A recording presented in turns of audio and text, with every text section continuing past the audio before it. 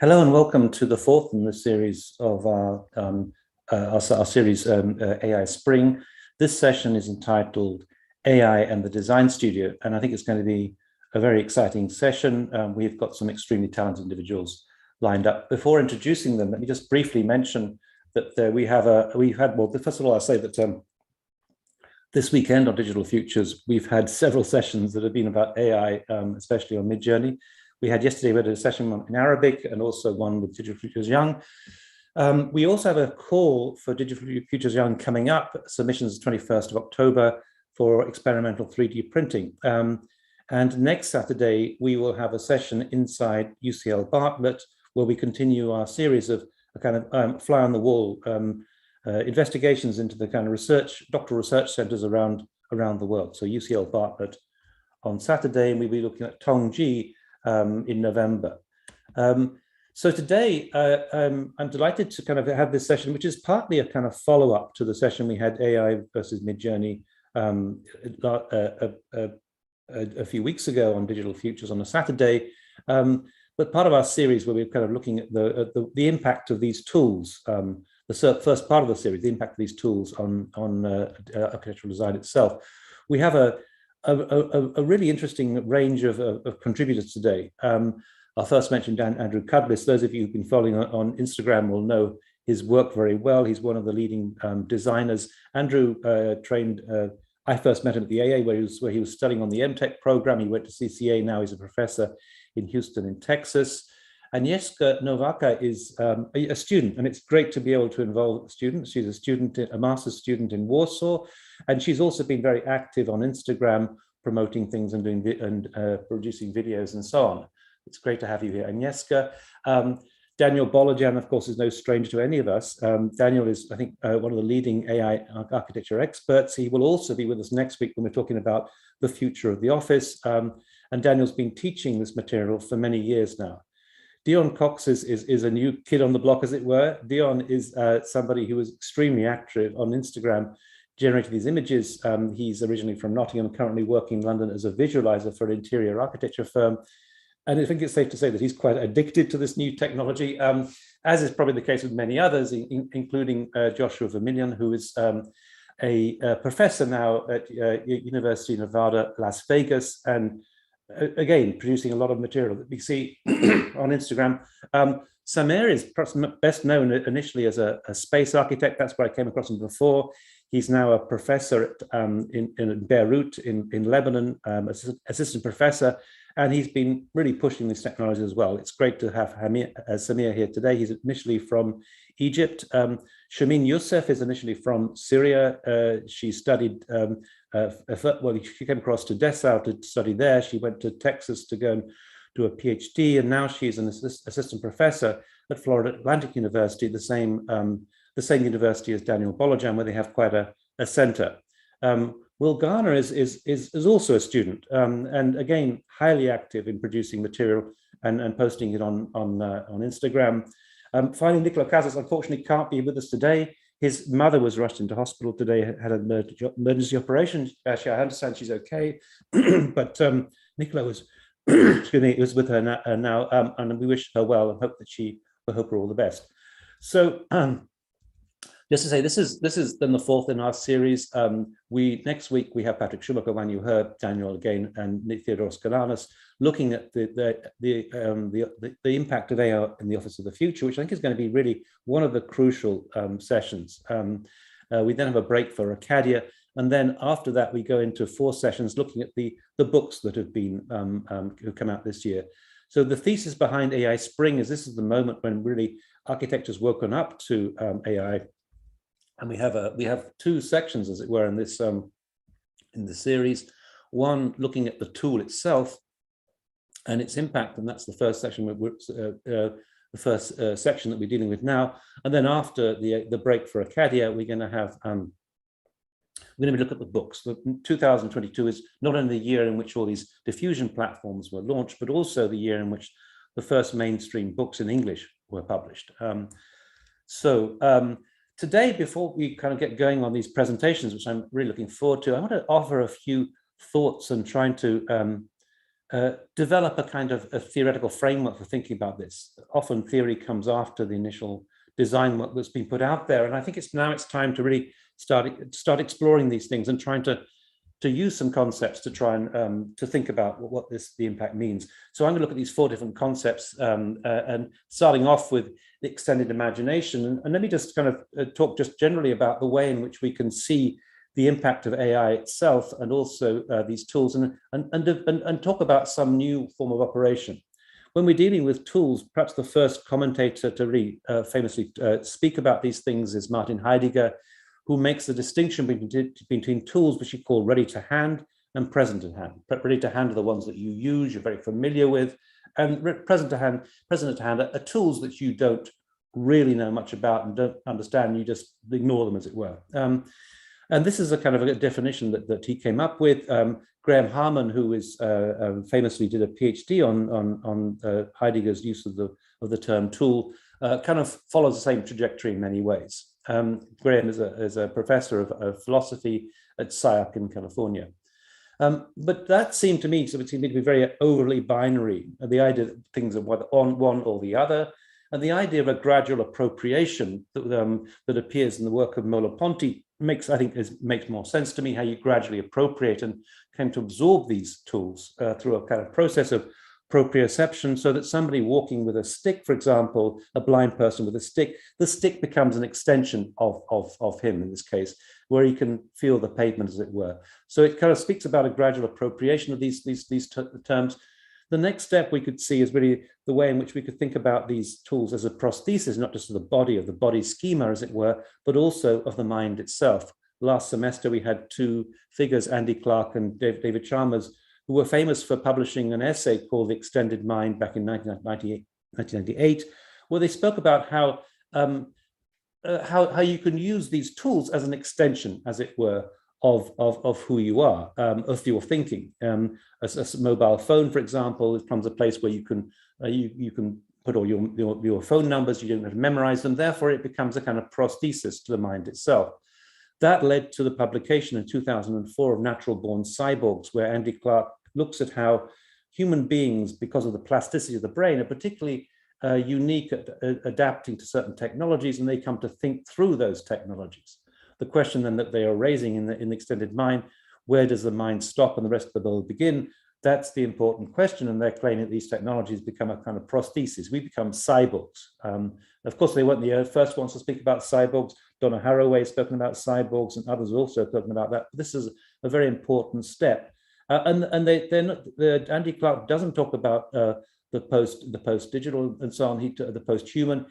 He says what makes us uniquely human as individuals is our ability to adapt, and we remain in charge, as it were. Elon Musk kind of follows this up with the comment like, all of us are already cyborgs. Cyborgs. You have a machine extension of yourself in the form of your phone and your computer and all your applications. You are already superhuman. So the concept that I refer to in my book, that Joyo Ito is famous for promoting, is the notion of actually what we're talking about is not AI versus human intelligence, but rather AI as an extension of human intelligence. It becomes another prosthesis. So he promotes the term extended intelligence. I want to suggest that maybe in terms of using MidJourney, we can see it as a form of extended imagination, whereby we're using this tool to, as it were, to supplement our own imagination, to come up with a new way of thinking. So that's the first concept I want to throw out there. The second concept I want to refer to is, I mean, when we're dealing with tools, the term affordance is, I think, a very important definition. Tools themselves are not necessarily either good or bad. It's really a question of how they're being used, and they can be used to good effect or to bad. I always use the example of a kitchen knife that could be both, you could cut your vegetables with it, but also you could murder someone with it. But you can't say that the kitchen knife is evil. It's a question of who uses it and for what. And to this extent, I think I would be critical of attempts to try and put forward an understanding whereby technology is good or bad, and definitely has a role in and of itself in promoting kind of cultural advances. The idea of technological determinism. Technology has no agency. It cannot be seen to be responsible for that.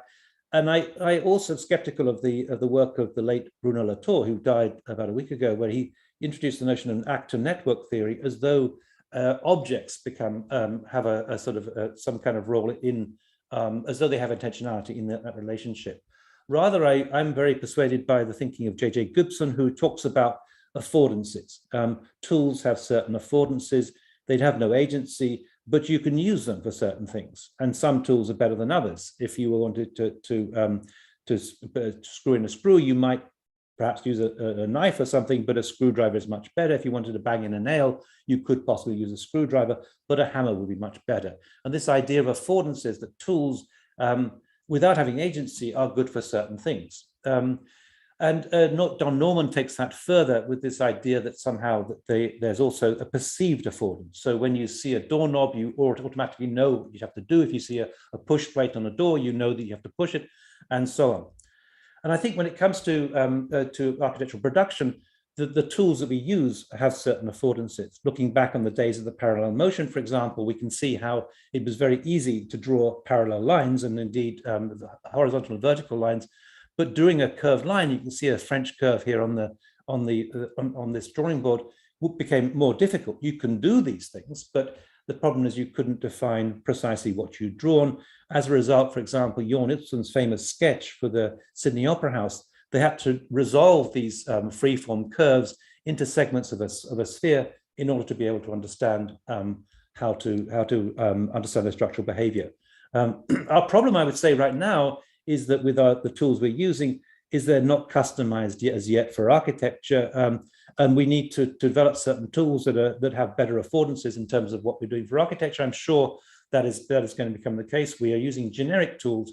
We need to customize them for architecture, and they have certain limitations. You can do certain things with DALLE, MidJourney, and Stable Diffusion, and there's some things you can't do. So we have to see it within the realm of affordances. The third concept I want to put forward is the idea of the creative critic. The GAN, as we know, is based on two neural networks that are competing against each other: the generator that produces images from random noise, and the discriminator that judges these against a training set and decides whether or not they're convincing. And then the discriminator effectively trains the generator into improving its act until eventually you can remove the discriminator and the generator is working well enough in itself. In some senses, even though we're not dealing with that now, when we're dealing with diffusion platforms, we become the discriminator. In other words, the generator is generating many images, and we're the ones who selects and decides what that means. The other aspect of this diagram that is often overlooked is the fact that while the discriminator is training the generator, so too the generator is training the discriminator. In other words, the discriminator is often learning about creativity and so on from the generator.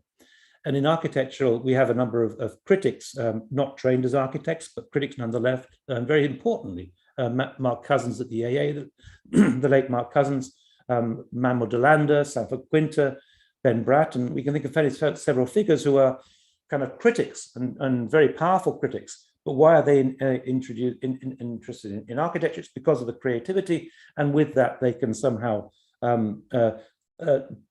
through that dialogue, in so many ways, find out about the creative gestures happening in architecture.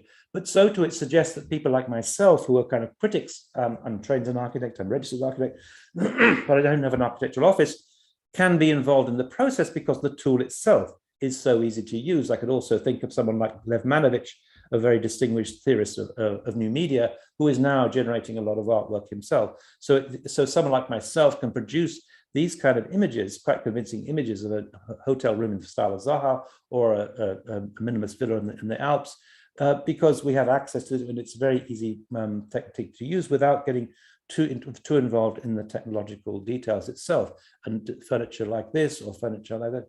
In other words, there's a whole new realm opening up for a certain number of individuals who are using some of their background and enhancing that and becoming what we could call the creative critic. And finally, let me talk about the concept of genetic engineering, of taking a biological model and applying it to the work that we do here. Manuel Delander is famous for talking about the use of the genetic algorithm in architecture. And when he's talking about this, he compares it to the way that we work as designers. for him, you might produce 4 different sketches and then take one of those sketches out and develop it further, produce 4 different scenarios based on that sketch, and then take that further. That's not perhaps the way that I work, but certainly that's what the comparison that he makes. And it really is exactly what you're doing with MidJourney and DALLE and so on, because it gives you these 4 options that you can either upscale or you can ask for further variations. In other words, it allows you to, as it were, breed these things and take one particular angle, a little like, as it were, breeding a greyhound. You have that capacity to, as it were, kind of coax the design in a certain direction. And I always think that from in terms of the work that I've been doing, that you're able to do that by gradually starting off with something and eventually drawing it out and developing a sort of an architectural scenario itself. But what is interesting about this particular series that I was doing is that there was a different branch that was coming out, as it were, kind of cousins from the same family. And I'm using the same initial prompt, produced something completely different. In other words, the prompt engineering itself and the way that we select the options steers it in a general direction. And we have these different, as it were, branches. There's very much a kind of biological metaphor that's going on in the way that we select these things. It's kind of selective breeding, as you were.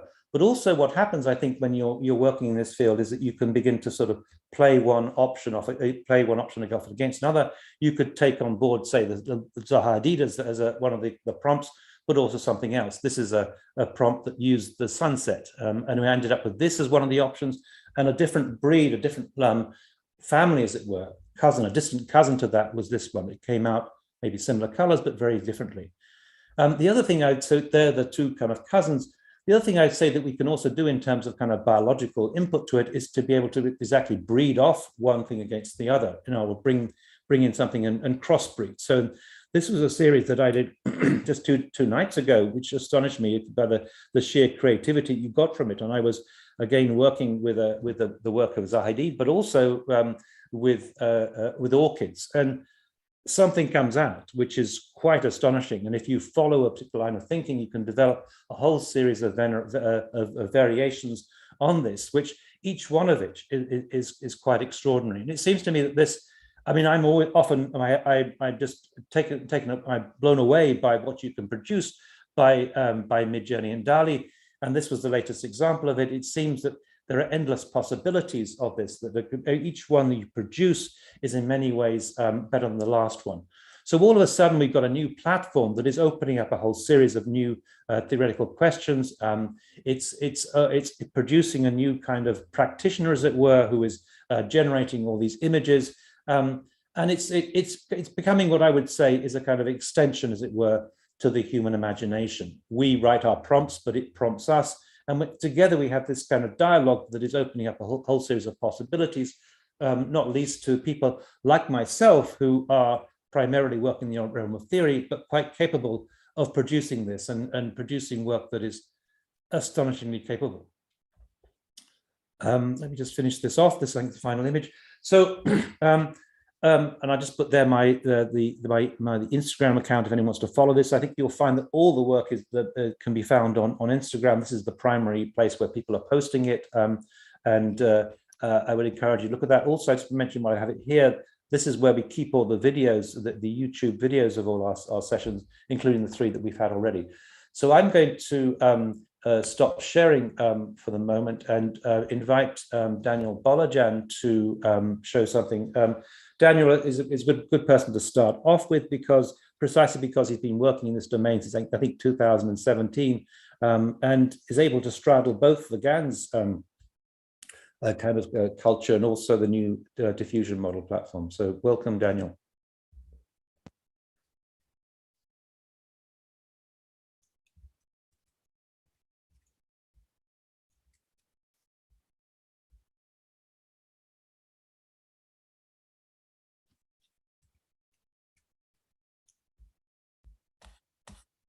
Can you hear me?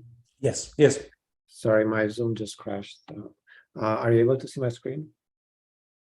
Yes.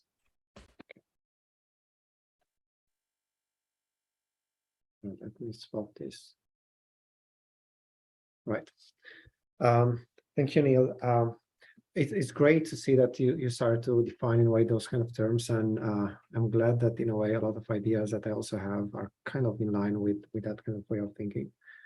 So that's really great to see.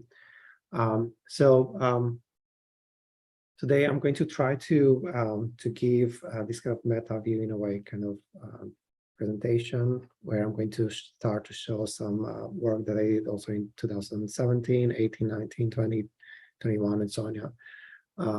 Which is mostly building in a way to this moment that we are in, yeah, like diffusion models and so on, yeah. A very shameless plug here at School of Architecture at FIU, that myself and Professor Yusuf and also Manos Fermiso, we are teaching. We are currently having a creative AI program, master program, that is going to start next year in fall. We also have a PhD program, and we have several computational positions and structural design positions. So if any of you are interested, just hit me up. So for me, I was always looking at design, creativity, and most of you probably are familiar with my work on creative AI. So I'm always looking at creativity as this kind of idea of it's all about search and synthesis, creativity as a form of meaningful random search in a way. And it's mostly, I see it as it's about how you structure the way we search for the right solution. And probably you're familiar with this expression of hunting for a needle in a haystack. And I see design in a way, or design exploration, can be more accurately described as hunting a needle in a flock of birds that constantly changes, a sort of malleable, ever-learning, and ever-evolving design space of possibilities. And this understanding is something expressed also by Neil, I think, in an article in 2018, if I remember this correctly. And it signals this kind of shift from the traditional notion of design as a product to the notion of design as multiple outcomes. And here, in this case, then design is teased out as not as one outcome, but as a process and exploration of the design problem, multidimensionality, or design as a latent condition. In the end, all design outcomes are constrained by our own limitations. And I'm introducing this just because that's also my approach in the design studio. So all design outcomes are constrained by our own limitations, because what we consider to be novel is very often very conventional. Because we hear, or everything that we hear, we see, or read makes sense for us in the context of what we know.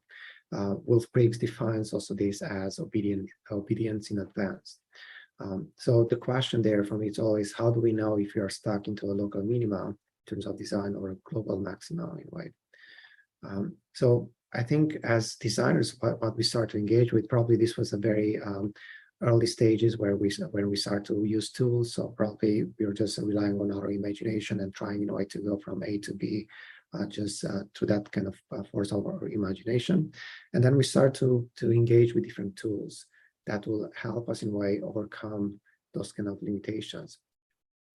So we start to design processes or design explorations to search in a way in this kind of design spaces. Yeah, and currently with models that we have, like diffusion models, this kind of strategy starts to be more prevalent right now. Yeah, where we are generating thousands of options, and then we choose in a way which one has the highest potential, and then we further develop it in a way. So this leads then to immersive in a way spaces, design spaces.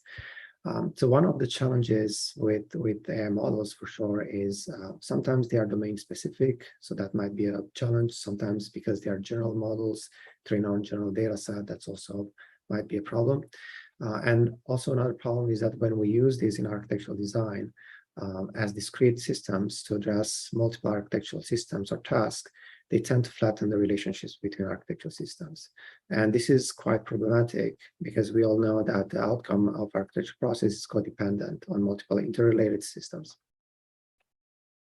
So these models, I recently read an article by AIinArchitecture, and he was talking about these kind of large language models, and he was describing them impressive yet shallow. because these models, they can perform impressive tasks such as image synthesis or domain transfers, or they can engage in conversations with humans. But however, just because they can do these things, it doesn't mean that they understand what they are doing in a way. For example, an AI model might be able to generate a realistic image of a building, but it doesn't know that that's an image of a building, or even what a building is. And in a similar way, an AI model might be able to give predictions, but is not able to understand if the prediction is accurate or not. So now, in other words, current AI models lack true understanding. And according to LeCun, this issue is not from the inability of the AI model. It's not because of the architecture of the model, but rather this problem comes from the constraints or the nature of modalities on which these networks are trained with. So their comprehension of language or imagery, while outstanding, it's very shallow, yeah? Because we as humans, we actually learn things differently. So another article that I want to talk about is also one article that was published by Blaise and Benjamin Bratton.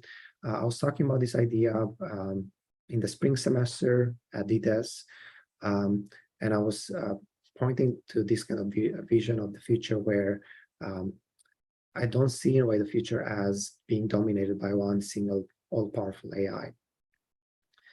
So I see it more like the future will be dominated by a collection of discrete task-specific or domain-specific AIs that interact with each other. Yeah? And it was really great for me to see Blaise and also Benjamin Bratton in a way talk about these things in a recent article. So in the near future, it's anticipated that we are going to have every single element associated with data broadcasting technology. And then it's going to be a matter of how you have these kind of small AIs interacting in a sort of ecology of self-organizing agents. And for us, then the question is always, which are the interaction rules between these kind of agents? How will design be affected in a way when we have these kind of interactions? So for me, these ideas then, they also translate it into design tasks. So you have certain design tasks that probably are described with different models. And the task is then how you establish, or which are the relationships that you're establishing. So rather than focusing then on one large model, the focus of my research and also studio projects that I'm going to show is on developing node-based systems that are capable to address specific design tasks and capable of learning multimodal design representations. So within this design framework is this design framework is not necessarily regarded then as an optimization towards a certain goal, but rather it's a multi-variable negotiation or interaction between various AI models that have competing or similar objectives. This idea was also pointed out by Neil last time when I gave the presentation at DDes, and he was reminding me of 1,000 Brains by Jeff Hawkins. And if we look at also his theory about 1,000 brains, our brain operates in a very similar manner. Yeah? The brain produces numerous models of each object using a variety of sensor inputs like visual, auditory, tactile, and so on. And then these models reach a sort of agreement on what they are experiencing, leading to what we perceive as the object in a way. So in the end, it's almost like the brain works like 1,000 brains at once. Yeah. So I like really this idea, because then also in design I see it in a similar way. You have different kind of modalities that you have to engage with. So I'm going to show some projects. I'm going to go very fast through them so that I leave time for everyone to present. So these were some studies that I started to work with the students at Innsbruck in Austria. So this idea, in a way, then it's based on this kind of understanding that design, it's considered to be one of the most complex and sophisticated human behaviors. So design can be viewed that in this sense as a multimodal endeavor that employs mediums such as sketching, texting, text or painting, rendering, 3D, and so on, multiple modalities that we address at different levels of the abstraction. So then the complexity of the design process cannot be necessarily approximated by just one single model alone. Yeah? And then my approach then here was this kind of methodology, which consists of a holistic approach to design processes in which a variety of interconnected networks and strategies are coupled with other like systems, like in this case, agent-based systems, and they are deployed at different architectural scales and design tasks. Yeah.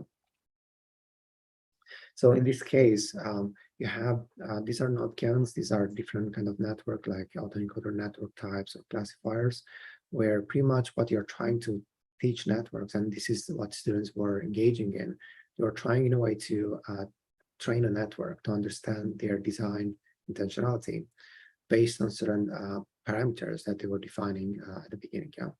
So yeah, I'm just going to go fast through it so that we don't run off time.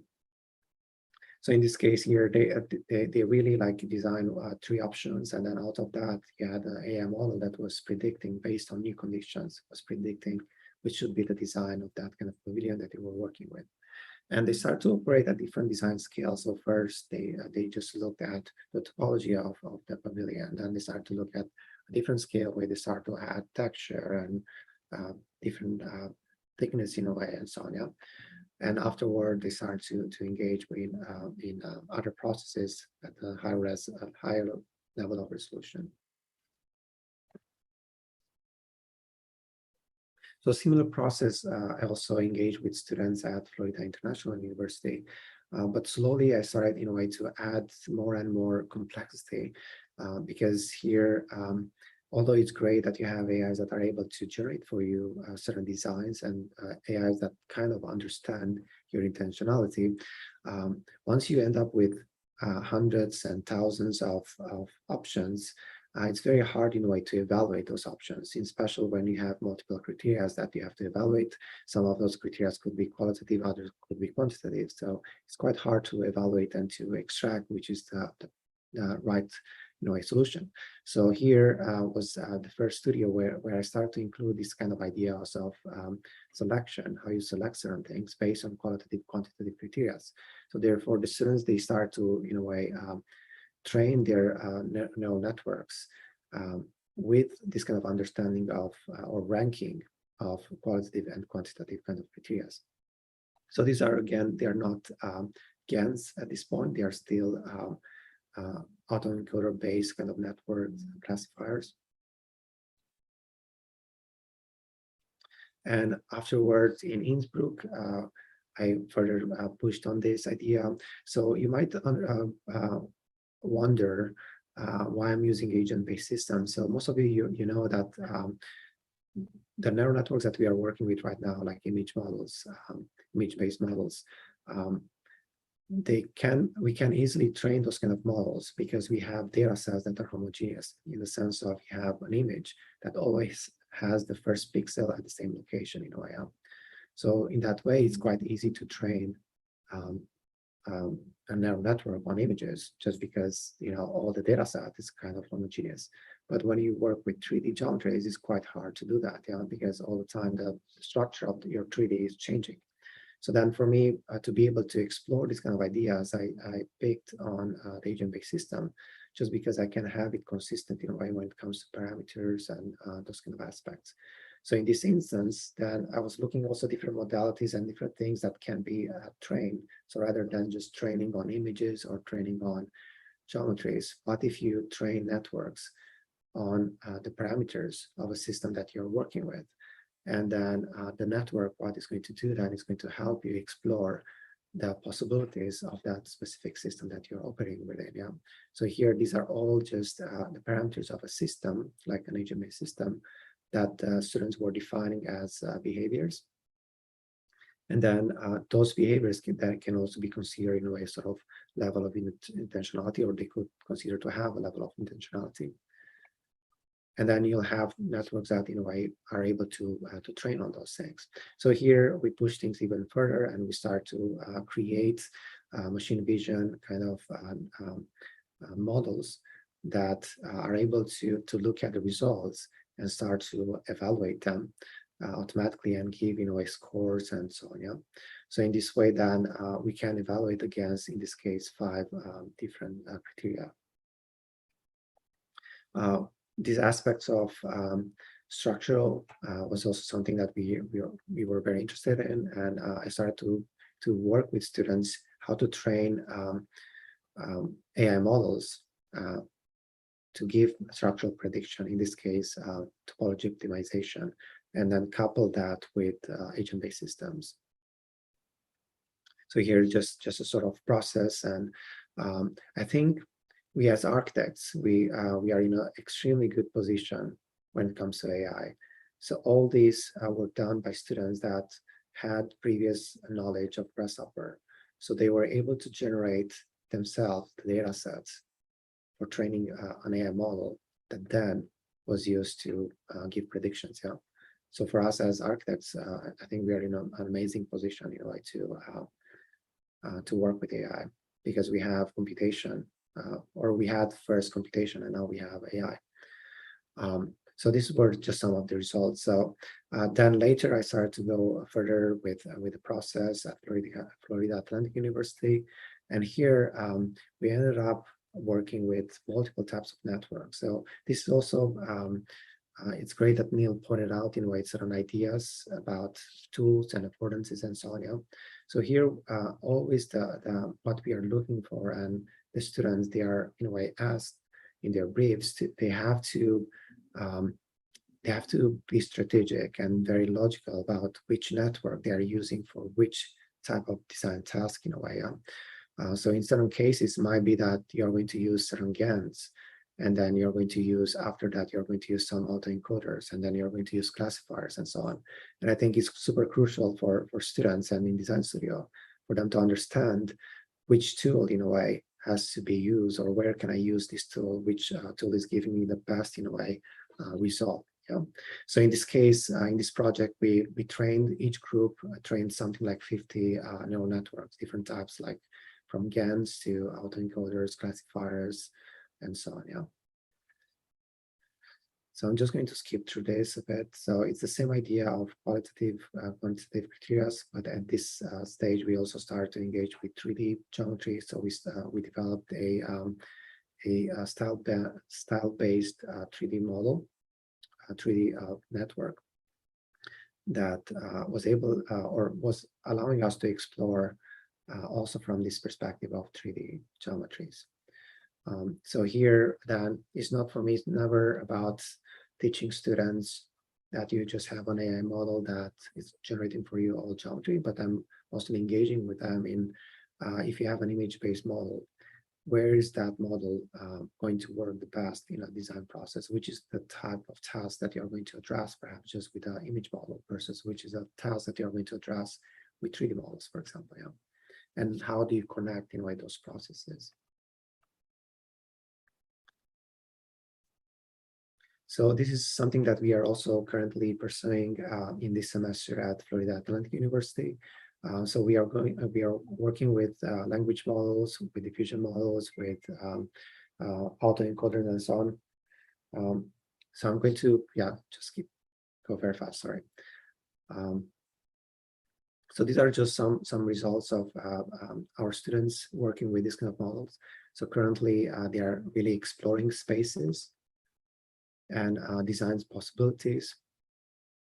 And then from there, what we are doing, we start to look at language models, use those kind of inputs that we generate before, almost like we define the structure of things. And then from there, we start to have perhaps language models and diffusion models that help us, in a way, create variations, interpretations, and so on. Yeah. So thank you, everyone. Thanks, Daniel. Andrew, would you like to share your screen?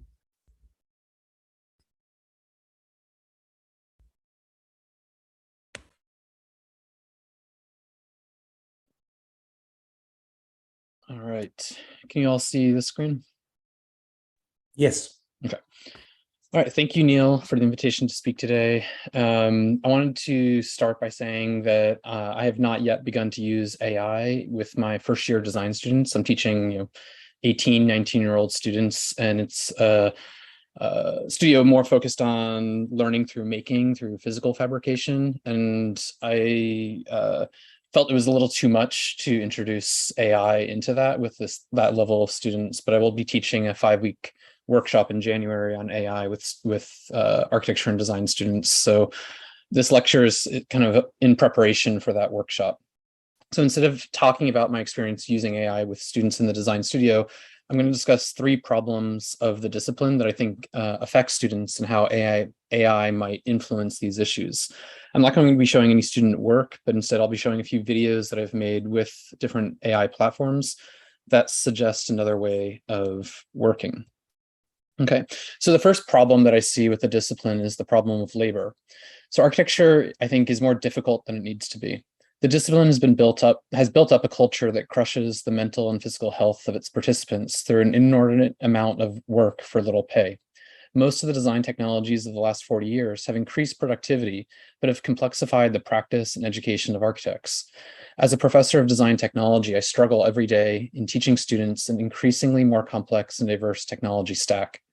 Although media forms such as BIM, parametric design, rendering, and digital fabrication are incredible, they are often non-intuitive and have steep learning curves. In addition, they are often focused on production rather than design. That is, they can be used early in the design process, but they require a lot of skill to do so. And most often, they're used once the design is well understood. AI tools are one of the first design technologies since the invention of sketching that is not only easy to learn, but is helpful in exploring the imagination. This ease is a feature and not a bug. I've heard complaints from colleagues that AI is harmful to students, as it is too easy, as if a crushing workload is the only way to learn. Architecture needs to be easier, and we need to use all forms of automation to get there. The fact that AI tools allow one to explore hundreds of ideas in the same span of time as one idea using non-AI workflows is an incredible achievement. I don't see this as a cheat on the education of an architect, but as a massive expansion of human creativity. The second problem is that of control. So architecture has an egotistical problem.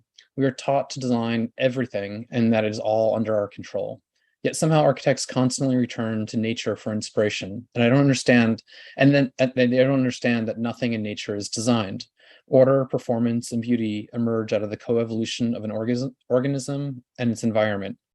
One of the most important lessons I have learned has been to give up as much control as I can in the design process to other forces and beings and allow the design to emerge from that informal collaboration. From working with physics as a design partner to designing for non-human clients, I've benefited from relinquishing control to others. AI is the newest partner for architects in this de-evolution of power.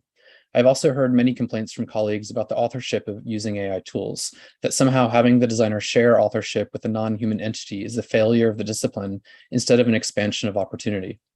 Although not in any way are AI tools perfect, these models have been trained on billions of images that span the collective visual and textual memory of human civilization.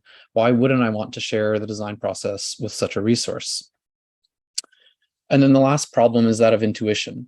In this infinite landscape of choice and co-authored imagination, how do we begin to decide which direction to travel? In other words, if parametric design and now machine learning have expanded the options and the speed at which they can be generated, how do we develop a design intuition that allows us to operate as designers? How do we learn how to set up the proper design constraints and make the appropriate judgments? Fortunately, this has always been the purpose of design education, the development of critical thinking that enables the designer to organize a project's objectives and constraints into a set of instructions that will ideally result in a structure that performs well across a range of technological, programmatic, and cultural criteria. Over the last few months, I've produced over 20,000 images with just MidJourney and Stable Diffusion. With each image generation, I'm making several choices. Do I need to edit the prompt? Which of the variations do I want to explore further? Do I need more variations of the same prompt? I'm often making these decisions within seconds, and I don't worry too much if my decisions don't produce the desired results, as I can always go back and produce alternatives. The choices we make further train the AI model. However, the reverse is also true. Our consumption and analysis of the images changes our own mental models, and this affects our own intuition. Design education is centered on optioneering, the production of alternatives that you can evaluate, select, and refine. The fact that this mirrors the process in AI platforms has probably helped to make it so addictive. I'm optimistic that the ease of use paired with the similarity of the variation, selection, refinement workflow of AI softwares will help designers and specifically early design students become better designers. Thank you. Thank you, Andrew. That was extraordinary. Let's move on to Agnieszka. As I mentioned, I deliberately included some students there. Agnieszka is still a master's student in Warsaw in Poland, and she's going to give very much a student's eye view of things. So welcome, Agnieszka. Hello, can you see my screen? Yes. Perfect. Give me a moment. So firstly, I would like to thank you for inviting me here. I feel extremely humbled by the wonderful people who are here.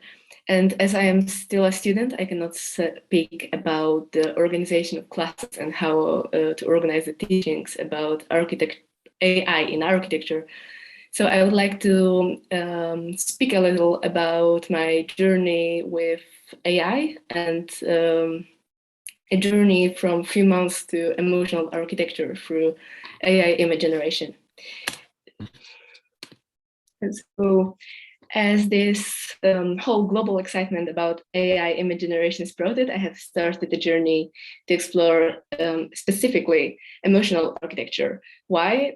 Because although reading and hearing how big part of society sees AI as a contradiction to humanity, the tools like DALLE, MidJourney, Stable Diffusion were all trained on the datasets of human-created and human-labeled pictures. Therefore, to my understanding, this is basically an enormous survey. It is trying to grasp what a word and what an abstract feeling what its definition, without any other words but a visual representation. So my first attempt was to explore abstract feelings, abstract emotions, by simply putting two words, architecture and, for example, sense of belonging. And as you can see, not all of the pictures came out perfectly. I would say some of them I just don't understand. I have no idea why this picture would be a definition of sense of belonging. Yet also some of them were clearly not in a data set because they resulted in default pictures. But some have definitely amazed me. They were grasping a feeling through light, sometimes with colors, and sometimes the most fascinating part, with architectural forms. So for example, blank walls or aggressive pinnacles for sorrow, or small scale and slightly slopey roof for coziness. Further, my experiments developed to guiding a direction, not just following the algorithm. So I wanted to explore emotional state of an interior design, but also point the forms of expression that are already known to architects. So from extremely short prompts and observational mode, I have went to whole descriptions and more active role in creation. To root it in reality, I have chosen historical architectural style paired with some abstract concepts. And I wanted to see what feelings will be evoked by adding, for example, light bubbles to generally dark Gothic, or Aurora Borealis to Art Nouveau. And although this experiment resulted in my opinion, let's say, aesthetically pleasing images, it has not gave the insight I had hoped for. So I have changed it for less restrictive theme, textiles. And again, this was a dive into the way of an algorithm without defining many parameters, only some simple type of textile, sometimes color or concept, or general photographic characteristic. So my aim was similar to the first experiment, find what emotions will be evoked but this time without directly naming them, only some indirect guidance.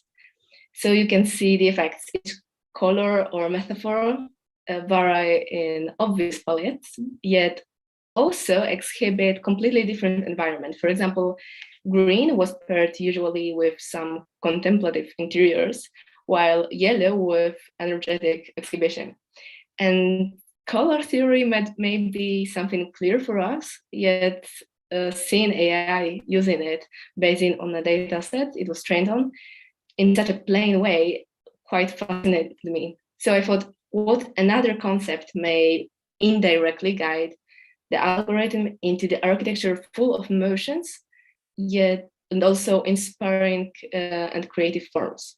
After many trials, the keyword biomimicry came to be the most promising. Of course, biomimicry is not about just copying visual characteristics of a natural world, but rather understanding and applying process of coping mechanisms in designs. Yet the internet, especially Google Images, does not back this opinion. And so is the training set of MidJourney and Stable Diffusion I was using. Here, it is all about visual appearance, soft curves, and the Voronoi pattern, as you can see almost everywhere in here. Yet, I wanted to note that this keyword, biomimicry, evokes more than that. It also connects to the biodiversity or greenery to the design. It brings natural complexity to the forms, therefore making them softer on the senses. And this is the part I would like to note, that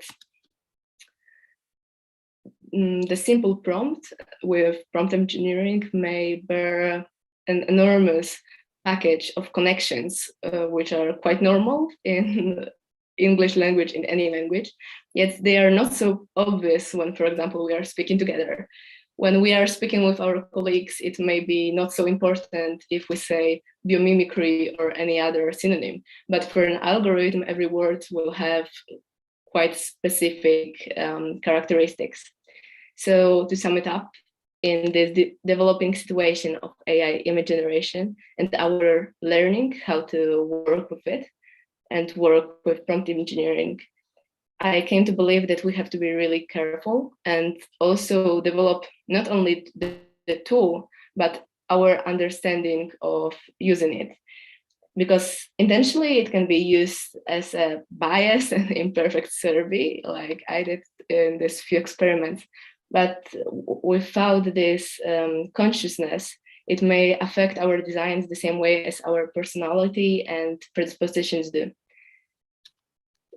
So I would also like to say that I am, as an answer to previous presentations, there were a lot of thoughts about teaching generative and parametric design in architecture studios. I would like to see as a student how it develops, and I can't wait to see that future. Thank you. Thanks, Agnieszka. That was great. That was good to maybe ask you a question about your professors later on in the future, but later on in the session. But let's move on to Dion. It's great to have a student input with Agnieszka. Thank you, Dion. Maybe Agnieszka, you could, yeah. So Dion, if you could share your screen.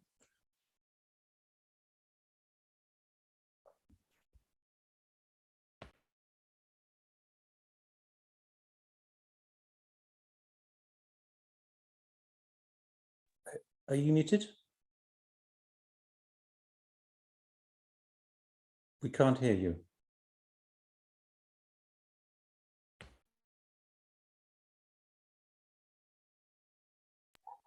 Yes, hello.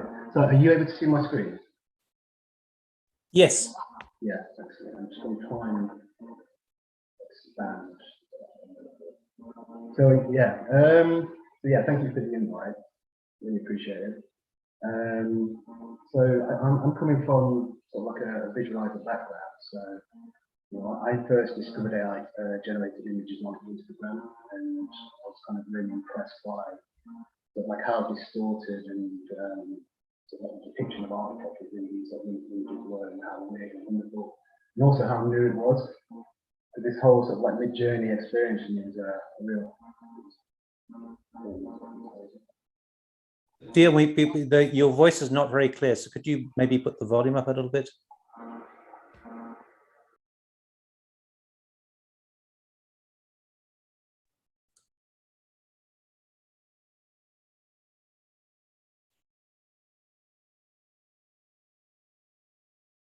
I think he got logged out or something. Yeah. Okay. Maybe we can move with. Yeah. Let's come back to Dion later.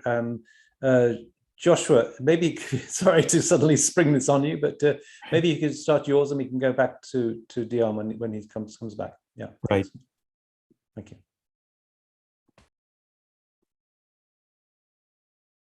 Good morning. Can everyone see my screen?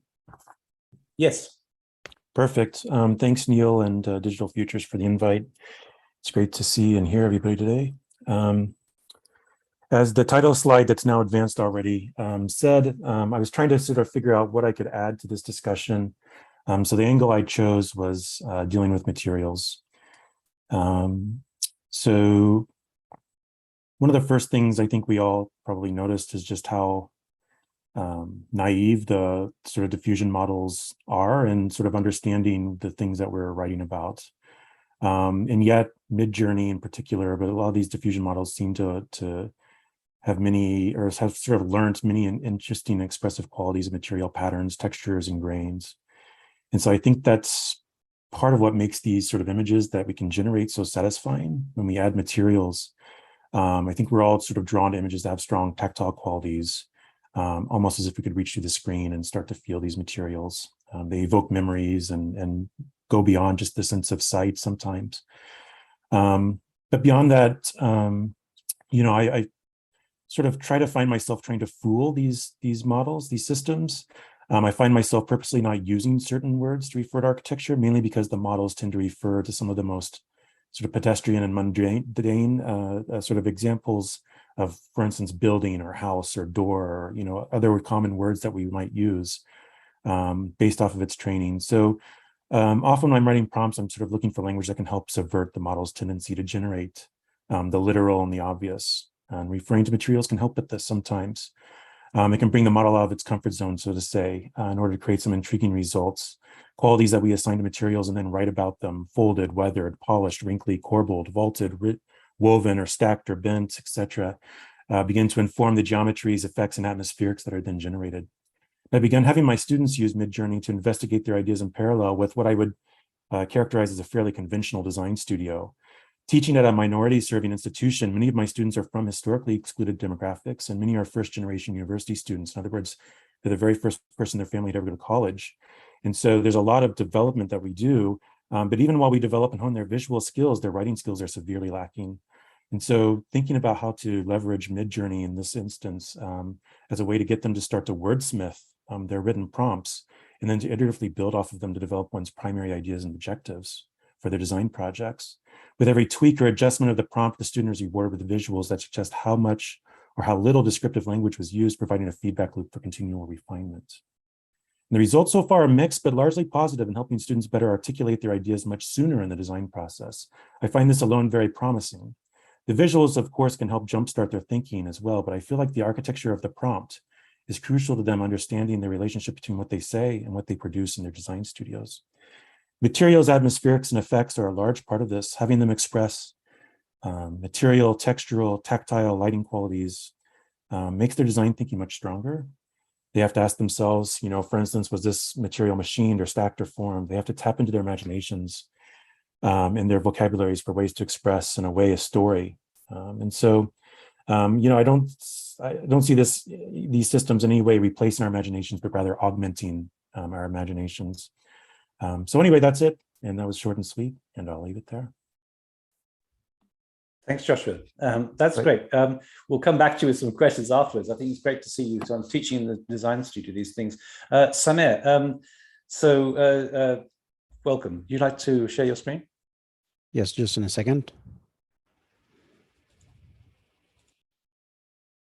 So, can you see my screen? So I was going to say Dion, but if you're back here, could you maybe do this after Samer? So we lost you a second. Okay. So thank you guys for having me today. It's really my pleasure to share my vision about AI and the contribution that we have done so far in the design studio. So I called my presentation today Machine Innovations, and this is a debatable question. It's a dilemma. Is it really the machine innovation or the operator who is working behind this machine? So as I have mentioned maybe earlier in Digital Futures, like 2 weeks ago, there are three main disruptions in our architecture practice and hence, of course, in our architecture education. The first one about the end of 1980s and the start of the early 1990s, where the CAD replaced the manual techniques and the T-square started to disappear, replacing it with a keyboard and a mouse. And later on, maybe like 17 years later, the BIM technology was have emerged and changed and transformed and disrupted the whole technology. And lately in 2022, we are starting as a tip of an iceberg, the AI, and are exploring its capabilities. So as an experienced 3D designer for experience more than 25 years, I have learned that the modeling, which is turning now into an AI, had enabled a lot of unexperienced, even non-professional modelers to start creating the same quality of art with the same principles. So as a learned lesson from modeling, we have 6 different phases from the modeling, then texturing, lighting, camera, animation, and the last one is the 3D printing.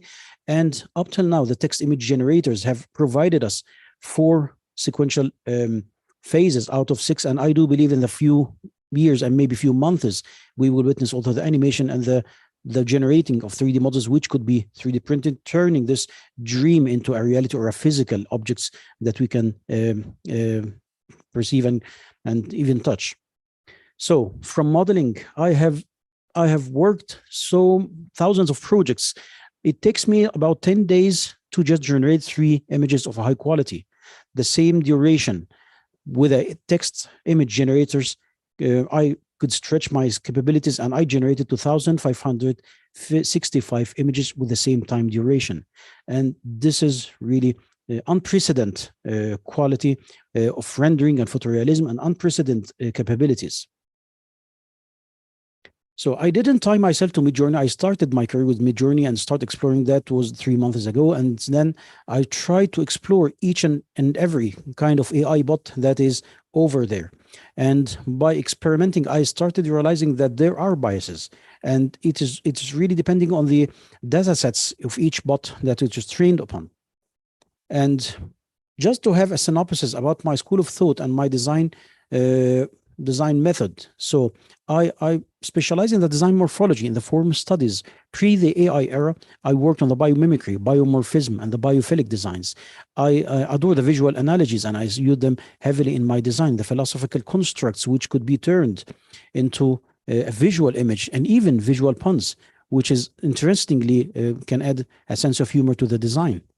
So I have realized that design notions could be the new AI prompts.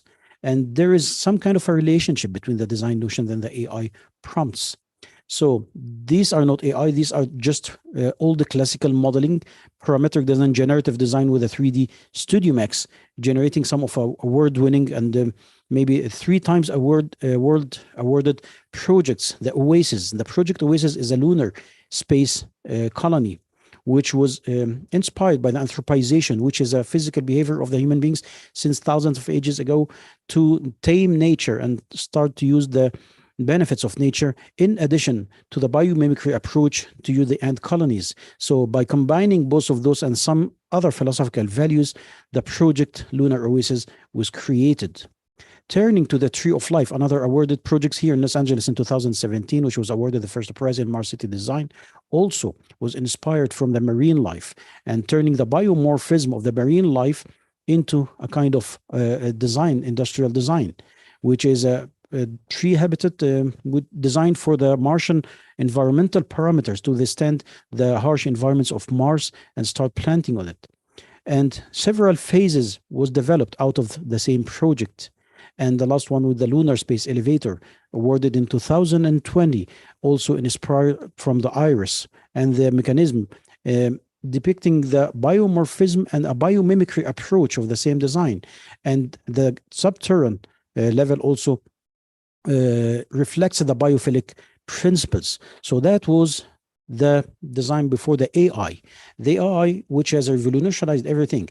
I started the project, which was called the Impossible Scenarios of the synthetic natures. So I have introduced 2 new notions, which was inspired from the new technology. So the AI is not only the source of inspiration, but it is also, it's not a tool of inspiration. It is also a source of inspiration. So being inspired even from the AI, I started extending the dreams and breaking the boundaries into what is impossible. The impossible scenario may be taking someone who is already passed away several years and imagining if this guy was still alive, how can he react to the new political landscape, for example, or even combining this with the synthetic natures. So starting with the tree that can grow, and then turning to Zaha Hadid. What if Zaha Hadid wanted to make her old child age treehouse? How can she approach such a problem? It is an impossible scenario. But combining this with a synthetic nature, growing a home, not rather than constructing a home. So I do believe in the future there will be a merge between the nature and the biology as a science and the architecture as a discipline. And taking from this into tasting architecture. And it's a little bit funny, and it might be a visual pun, but let's taste architecture. I started by falafel. Falafel, it is a very well-known food served here in Middle East widely for several countries across the whole Middle East. And then after having this quality of photorealistic images that is of a stunning quality, I started thinking, why not to grow a falafel tree? Is it possible? And then taking that as an experienced designer to another level, that was the inspiration to start developing what is known as the hydroponics tower. So the other one on the right, it is a new developed design, which will be constructed, will be developed, and maybe prototyped in the near future. So creating a hydroponic tower that is inspired from a tree, not only to grow a certain type of plant, but a hybrid certain type of plants, which could give you the same flavor of the food that you can really taste. The same applies for the second sample. And also the cotton candy, taking something also for kids and developing maybe an installation for a playground for kids in a school nursery. And culture was also a driving force in creating a new and unique kind of architecture, starting from the desert culture, the dunes, which might also embrace inside these dunes the subterranean kind of habitats that we witnessed thousands of years ago, and testing that on a new kind of AI bots. And the results also was astonishing. And now, why not to blend the treehouse with the desert culture and try to create something new, something original, something novel that we are not used to witness and to see? And these are some of the experiments. And now turning and blending all of those values with a science fiction approach, steampunk, and embracing Tim Burton. Tim Burton is a well-known director who worked with the steampunk and then creating a new kind of tree houses that might look like a bus, or might look like a ferry boat, or might look like a train, and then blending all of those together. And these are the testing ground. I'm trying to push the limits to something that is unconventional, testing the new, the impossible scenarios and synthetic natures. And then taking it to testing another material with a different reflectivity, and another locations from Cairo to Berlin to Helsinki to test the environmental parameter changing the shape of the architecture. And then turning to my old biomorphism, the lovely one, and starting to creating something inspired from the marine life. I had to read about the marine life and the biology of the marine life, having the fundamental differences and understanding the fundamental differences between the several types of jellyfish, the boxy jellyfish and the regular jellyfish and the stinging jellyfish, and try to train the bot. I'm not only generating images, but training my new bot to understand the kind of architecture that I would like to generate. And studying the natural patterns, or patterns created by nature, like Voronoi patterns, the fractal patterns, and even combining both of those together. And that will result in a new kind of interestingly patterns. And also the beehives. Why not to create a house built from beehives and start as a researcher to study the potential on the environmental and sustainable design of having such a skin, which could be breathable and could break the solar glare and create a pattern of shadows, which is interestingly might cool the inside, and blending all of those together. And now turning to the style, like the Islamic style, the arabesque. But what if the arabesque could be built by nature, not by a human being, and blending the natural pattern with the style, and it resulted in a new kind of architecture that looks like nature, but carrying the spirit of the Islamic style or the arabesque style. And now, why not to merge disciplines if everything is possible? So let's have a jewelry design and farming, planting, and architecture all together in one product, which is called the Pearl Tree. The Pearl Tree, it's a kind of jewelry.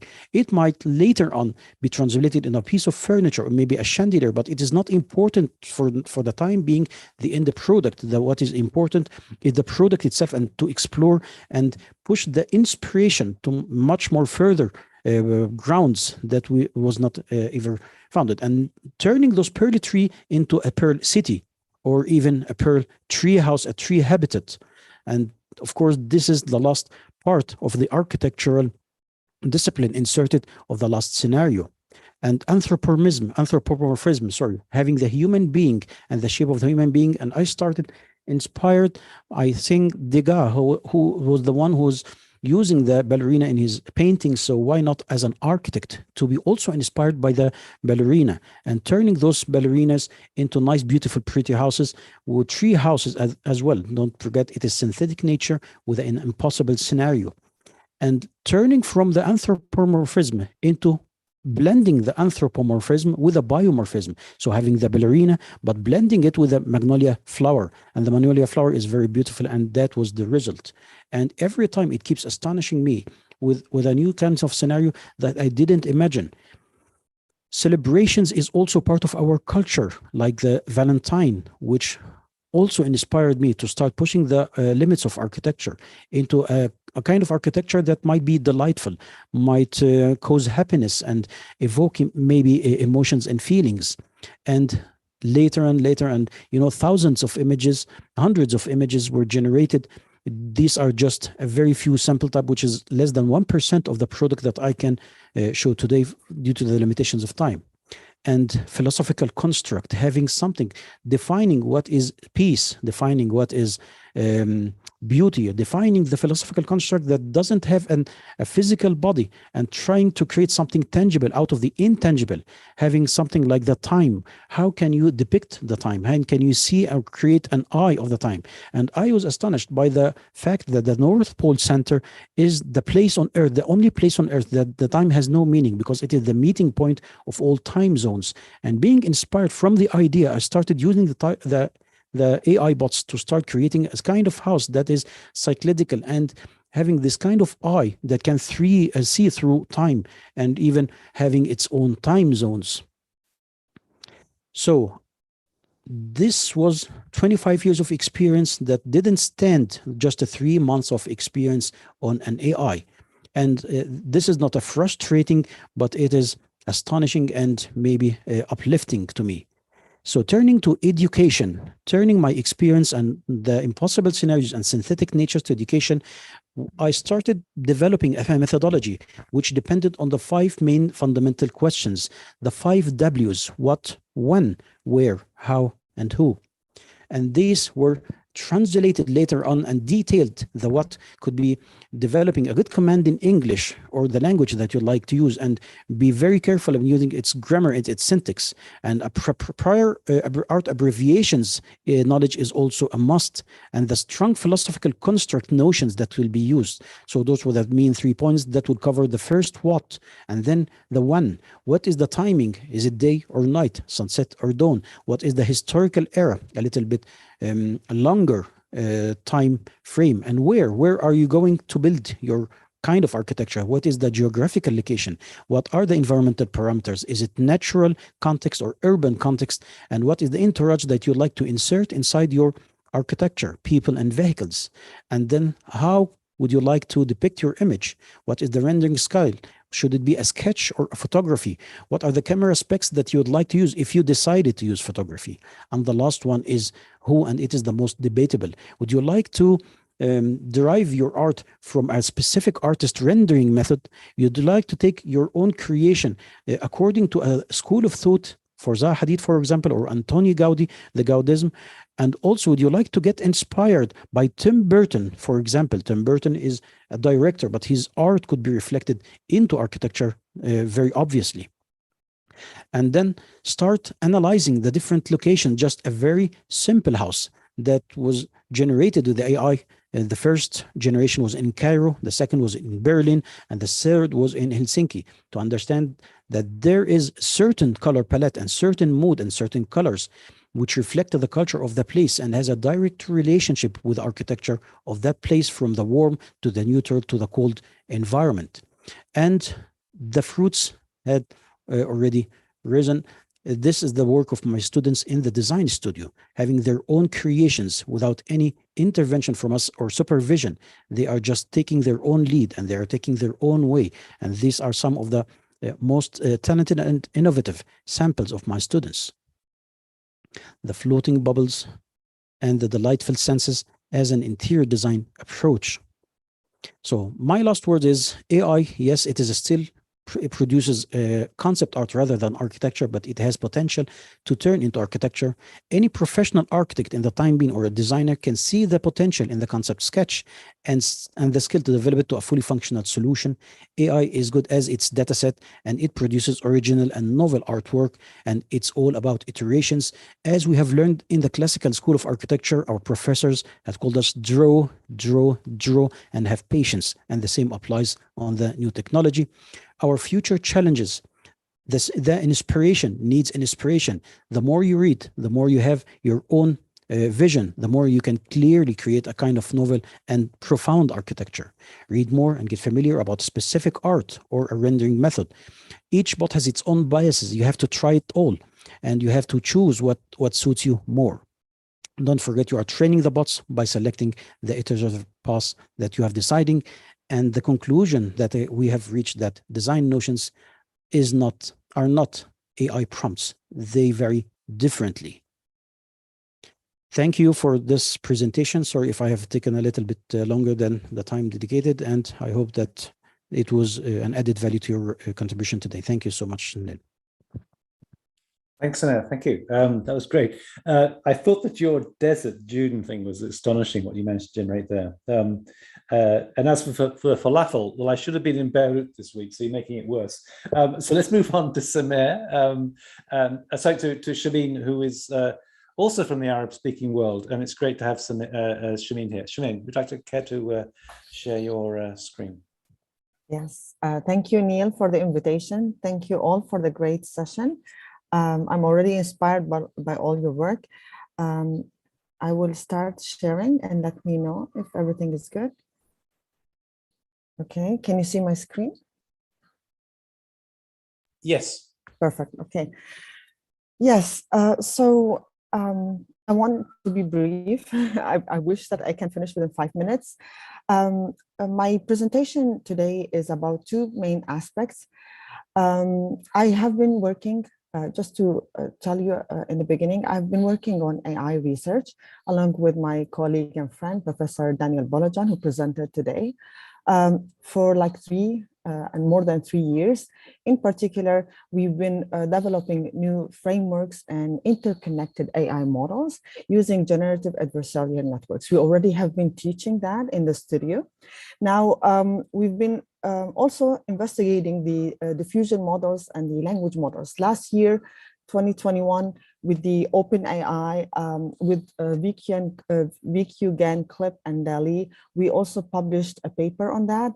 But then with the summer, with MidJourney and the new AI models, I personally want to share with you my own investigation, my own process in navigating MidJourney, and also maybe to reflect on some considerations that I believe are important if we want to bring this technology, this AI technology, into the design studio, in addition to my previous students' work that I want to share with you, okay?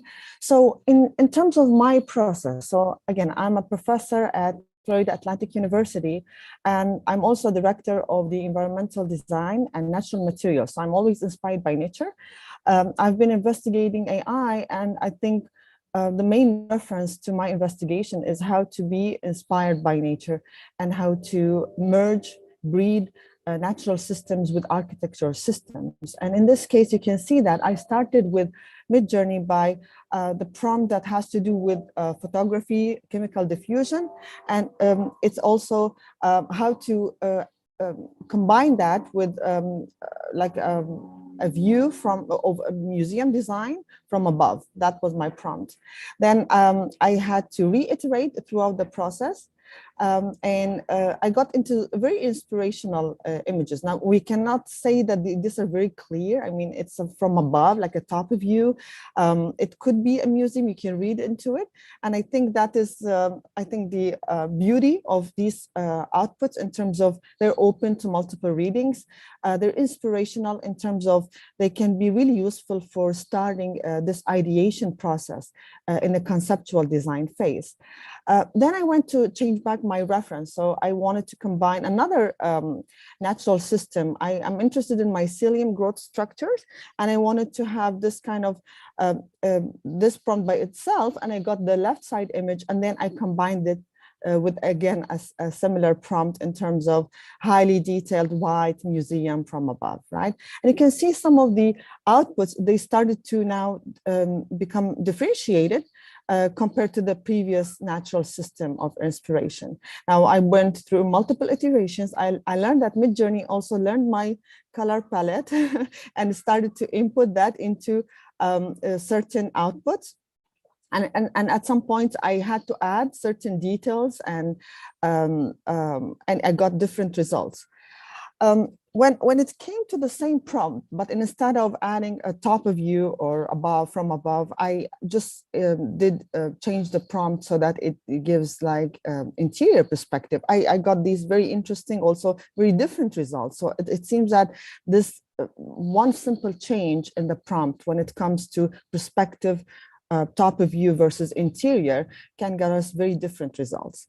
In terms of again, changing the inspiration itself, and here I wanted to investigate 3D fractals and how this can change my MidJourney output. And here you can see they're very different results, although the architectural component in the prompt was actually the same. I only changed the natural reference. Now, then I said, okay, let me actually take it into another level where I just simplify, and instead of a very specific natural system, I will just add natural pattern to the prompt along with a more generic description of architecture, just architectural design, yeah? And I got these very different and interesting results. Then the exciting moment when MidJourney added figures and showed certain kind of a scale logic to my architecture here. And I was fascinated by this because I also can read into its structural logic, although it's also highly speculative.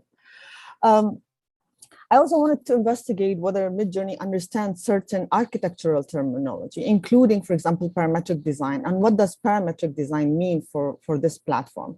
And then again, there are certain aesthetics and certain qualities to parametric design. I received these outputs in terms of curvilinear approaches and designs. Here I wanted a more realistic perspective view, and you can see there's always this kind of addition of landscape, hardscape design, and this can be open again to multiple interpretations, but it has more specific design kind of aesthetics. I also added certain additions to the prompt in terms of I wanted metal frame, windows, and additional details.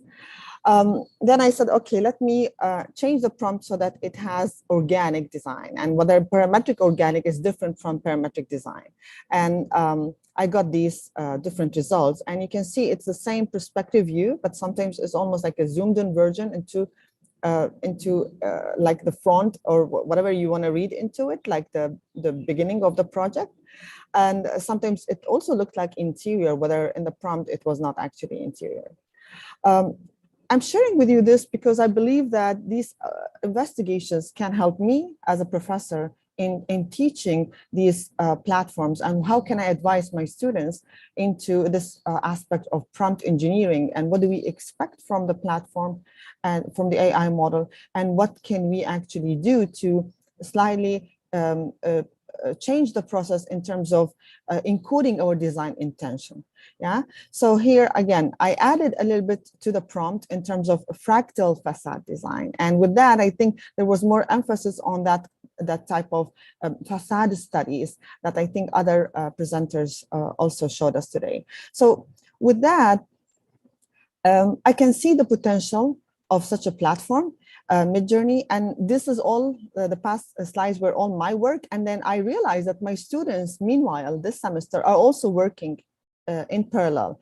Now they have their own results. So this is Pedro, my student, and he experimented by himself with MidJourney, and he focused on materiality.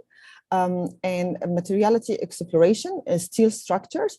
And then we also had an agenda in the study to use self-organizing systems, including stigmergy and computational model of stigmergy. But then he wanted to actually understand stigmergy from prompting that type of behavior into MidJourney. And this is his results of stigmergy. Now, how does this feed into the design studio? That was a very big question. Now, I'm also co-teaching with Professor Balajan this semester, and we are brainstorming this integration. In our previous studios, like this is a studio from the spring, we did not necessarily rely on language models. We mainly and although I wanted to include certain language models, but at that time we were using mainly GAN models. And it's a very complex workflow. My students had to develop 30, 40, 50 AI model trainings, and they connected these GAN models, cycle GAN, style GAN, into the workflow. And at that time, they applied our method that we investigated in our research, which is how do you develop a workflow of interconnected AI models, where one AI model would feed, output will feed into the next input of the AI model. And at that point, you have multiple levels of interactions, or how do you encode your own design intentions, so you can curate your data set differently. You can select a specific type of GAN model, and you can also select the strategy of connecting those AI models, those GAN models, including whether it's a parallel strategy, whether there's a branching, and there is parallel exploration within the branching. So it's a more complex system that we almost try to prototype a new design workflow with these multiple AI models interconnected.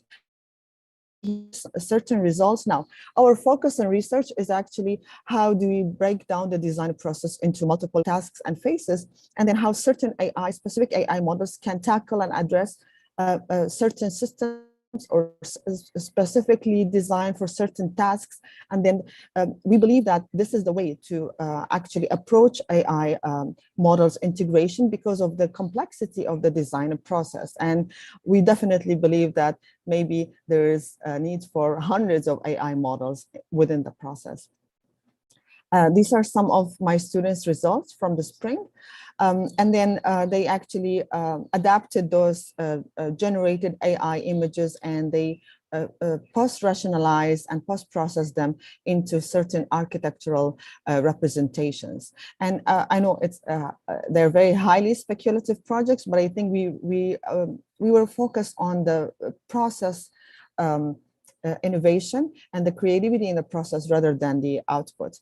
Now, this semester, we're also very careful in introducing these MidJourney and diffusion models into the studio. So far, the first month of the studio went with the investigation of natural systems and certain stigmergy behaviors. This is one of my students' groups, and they investigated this type of workflow. They created certain geometrical systems and formal catalogs, and then they also used an AI model, a self-organizing map, to articulate their design space exploration. So the question for us is, how do we integrate now for the rest of the semesters these diffusion models? One great idea that Daniel Bolajan is preparing for us is actually a diffusion model that is trained on architectural data sets. Now, I believe that those platforms and diffusion models in general can be really useful in representation and expressing certain studies like material studies, facade studies, and they can also be helpful for data set curation. Data set curation in terms of, okay, how do we integrate them into with other GAN models, for example, and maybe they can provide these very highly detailed data sets. So I think if we want to plug in those models into a comprehensive workflow with multiple AI models, including GAN models, then the language models can provide this data set for us, because there has been issues with scraping for high quality images, while MidJourney and other platforms can provide this for us. And I'm also critical and skeptic of how do we use those tools in terms of I believe that they shouldn't be used by themselves. I don't think MidJourney will design for us. And I think this may be a point to discuss today, but also I believe that the importance is actually how does this model integrate and plug in into a more complex workflow for this kind of AI-driven design process. Thank you. Thanks, Shameen. Let's go on to Will. Welcome, Will. It's good to see. Just want to mention, it's good to see Harith in the audience. So Harith is also from Iraq. So we have a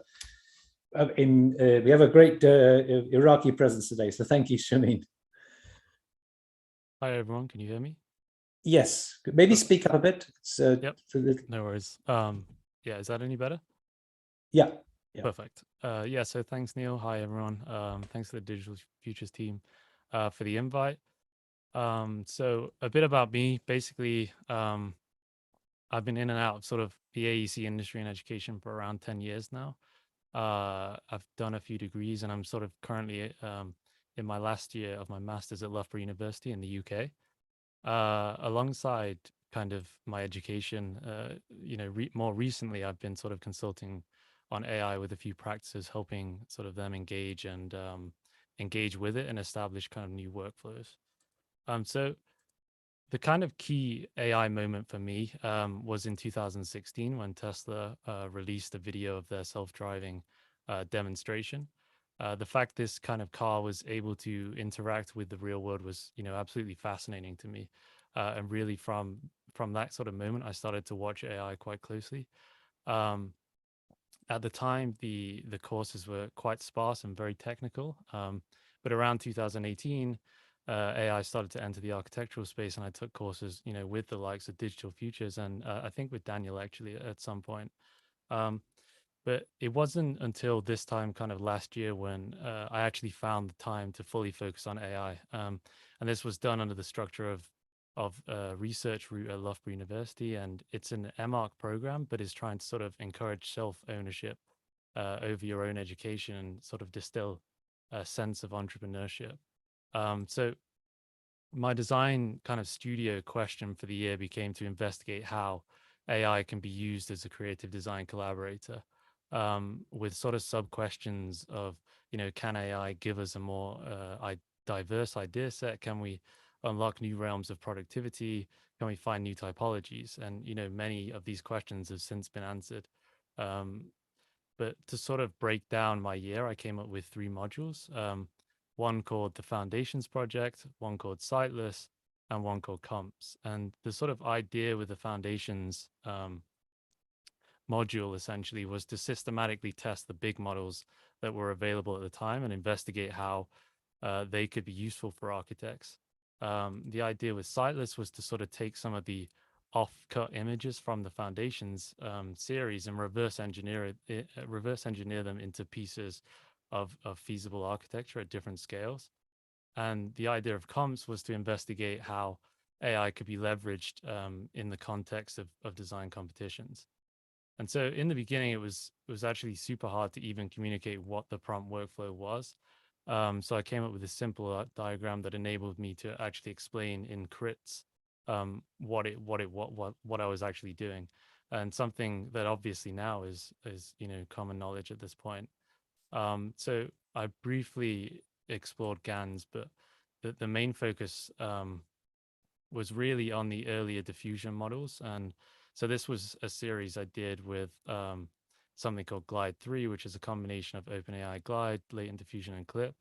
And this was sort of the first successful attempts I had with a text to image diffusion model, where I had the ability to produce some super interesting imagery, but I was also able to kind of have some level of control in what I was doing. And so I sort of developed a prompt kind of index to automate this testing process by like taking a number of words and combining them together. And then I ran, a couple, like about 1,000 of these sheets to see how it would perform with different prompts, much how like what we're all doing with, the newer diffusion models today. I then also kind of explored image-to-image diffusion using DALLE, which is a Russian version of DALL-E, trying to sort of take an existing image and create more variations and down to sort of super creative, spontaneous iterations, and then also back down the way to more specific, targeted, and similar to the original design. And likewise, I sort of made quite a lot of these sheets, but at the time, I also decided to start posting these to Instagram for sort of using other architects' work to capture some discussion. And I found like the best way to communicate was using other people's work that people knew.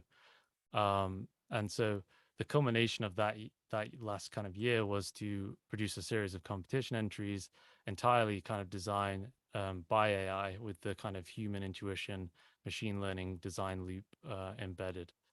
And then obviously we sort of hit 2022, the summer, when there was just an explosion of all the new models. And, my first kind of impressions are probably quite similar to a lot of people. I find MidJourney is super useful for early stage conceptual thinking. DALL-E's quite stiff in a way and restrictive, and in some ways it's a little too literal. And Stable, it seems to be opening tons of opportunity to expand on existing kind of ideas via third-party apps that are emerging. So I think there's a lot of potential in combining the three, and for the purpose of this presentation, I thought I'd just run over a workflow that I find myself, doing a lot. So typically, like I start in MidJourney, and I then use DALL-E to expand the image, and sometimes adding a couple different changes, so in this case, people. And then I find it super nice to use Stable to sort of create variations, adding more specificity within the prompts, and coming up with different kind of worlds from that kind of workflow. And then another example, so original MidJourney image, I actually forgot to change the aspect ratio on that one. I really liked it, so I extended with DALL-E, and then used once again Stable to create some variations with more kind of targeted words as well. So as for kind of what's next, like most people in the space, I feel the pace of advancement is astonishing and a little overwhelming, to be honest. My key kind of research interests at the moment are sort of, what does a supercharged practice look like? How will this kind of change the economics of architectural practice? And a kind of key one on my mind right now is, is the architectural education cycle too long for the exponential age? And yeah, that's me done. Thanks. Thanks, Will. That was very interesting as a contribution to this thing. I want to just, if I can just briefly just do one thing before we get into the discussions, and that is to say, to just share my screen a second and give you the Instagram accounts of those who are here, so that you can check it out for yourself. I've added Nicola Casas, who couldn't make it in the end because his mother's in hospital. Fortunately, just texted me she's well. I've also added Dion Cox, who had technical problems and had to skip out. But these are the ones. And I think what I would say is that what is interesting right now is that there was a discussion that I think Daniela mentioned. She raised the kind of issue of the hive mind, and how MidJourney deliberately had gone into this kind of situation whereby you could see other people making their prompts, and there was a kind of learning together. And it strikes me that also operates in terms of Instagram, which has been the primary kind of space of kind of comparison, shall we say. And I think that's also a new operation. And now with this platform and the other sessions that we've done on digital futures, the ideas are spreading really quickly. And I think that kind of question that Will finished off with about, the age in our contemporary age of kind of Moore's law, when things are speeding up, is architecture education too long, is a kind of interesting one, because things are speeding up. And I think that's the astonishing thing. And I would also say in terms of education is that the tools that we are using are likely to be obsolete very soon. And what's more, I would also sort of say, it seems to me that what a lot of, well, certainly the two, as it were, students, although you were a lot to teach us, were self-taught. So I want to just kind of raise the kind of question, because I guess I've been working within a bubble of people that I know in Instagram and people in Digital Futures. But what kind of resistance have people met in terms of trying to explore these ideas in the studio? I'm particularly interested in terms of our two students here, Will and Agnieszka, because it always strikes me that professors sometimes are lagging behind. What kind of resistance have you met to these kind of operations? I'm not sure if I met resistance. Like, I've been in 2 universities to this time. In the first one, there was just no knowledge about this topic, like zero knowledge. And so, well, I wouldn't say it's resistance. I would say it's just lack of understanding of the topic. On the university I'm right now, it's Warsaw University of Technology. We have the specialization of architecture of information architecture in English, I think. And I think in here, in this specialization, there are professors who are so open-minded and so open for new solutions and new technologies. And this is actually our main point of study. So I would say it really depends from what university and what people you actually have a chance to meet. And I really am sorry for all of the students who happen to be at the university where there is like no one to talk to about this topic. So that's why I hope that these meetings and any other open internet initiatives will be helpful for them. But just to clarify, I guess you're self-taught completely when it comes to these tools, right?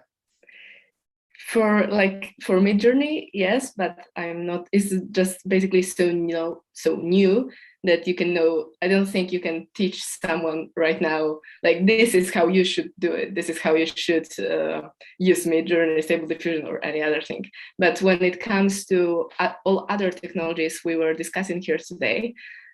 So, for example, we are learning Grasshopper and also some programming and coding. Then no, we are taught this at the university. But for example, we are not taught machine learning. I think there is not enough students also who would be interested in such a deep knowledge. But I would like to see that. Okay, Will. Yeah, I guess a similar sort of opinion. It depends on the school and the people at the school. In my case, like Loughborough, like I'm in the first year, the first cohort. It's a new sort of school, so we're encouraged very much to find ways of what we think the future of architecture is, and then we bring it back to a framework and we try and figure out how we make it work. And so, the online platforms like Digital Futures have been that sort of educational, more technical educational part for me. But the most sort of pushback I've received was just being able to communicate to people, like when practitioners would come in, what it is I was trying to do or trying to sort of emphasize and show. And yeah, that's kind of my story on that. Yeah, it's kind of, I always think I mean, a lot of professors are taught, or studied 20 years ago or so, and they're still kind of teaching the same kind of stuff that they were then. I think in some ways it's interesting what you're saying. I think Digital Futures, well, first of all, I'd say that, I think that some schools like IAC, for example, only exist because of the material that should have been taught in other programs is not being taught. So they're there as a kind of a supplement to for those who want to find out about those things. But I'd also say that what our aims in Digital Futures, and one of the comments that was made by Philippe Morel was that, you know, potentially you can do to education what Uber does to taxis. In other words, by showing what could be done, you force them to improve their act. And I'm certainly hoping that that's going to be the case. We've got two with their hands up. Samir, first of all, then Yi. Samir. Yes, thank you. You're just discussing what I had in mind. My experiment here in Middle East. Of course, I did expect that there will be a resistance from professors, but there's something surprisingly that I have also found some kind of resistance among students. You know, pushing people out of their comfort zone is not an easy task, but when you start replacing the resistance with a curiosity and showing them the stunning results, they start being surprised and asking, how did you do that? So that was the transformation from the no, the absolute no, into how did you do that? And from turning the resistance to a curiosity, you have the key to open minds. And that was one. But the really interesting part is that the professors now are much more less resistant than ever. You know, the professors 20 plus years now had witnessed the revolution that had happened. They have witnessed the CAD and the rise of the parametric design and the BIM, and they even tried to learn those tools. So they have the mindset to accept that the technology is inevitable. It is coming. So it is just a matter of time. And yes, the change is slow, but it is happening. Maybe just one thing that's going to throw out there is what comment was made. I forget who made it today, but the idea that actually these things are coming so much easier. You know, so the question would be whether or not we actually need to teach these things, because it seems it won't be self-taught, or we could rely on these kind of platforms to share information. Any thoughts on that? Well, yeah, I think our role is to raise awareness, to show them that these things will transform our industry, our practice, our education, and leave the rest for them. But for the time being, it is easy, but I do believe that because it is less primitive and simple, in the next few months, maybe a few years, I'm not sure, it will get so much sophisticated than ever. You see, 3 months ago when we started experimenting on MidJourney, they were simple prompts. Now there is some kind of a degree of complexity in using those prompts. So now we have a degree of complexity that didn't been there 3 months ago. So I do believe in a span on 1 year, yes, it should be taught into workshops maybe. And the really interesting part is not using the prompts as tools, but using the design mindset itself. How can you use or transform your design notions into prompts? That is the kind of skill that I think it's important to teach in university.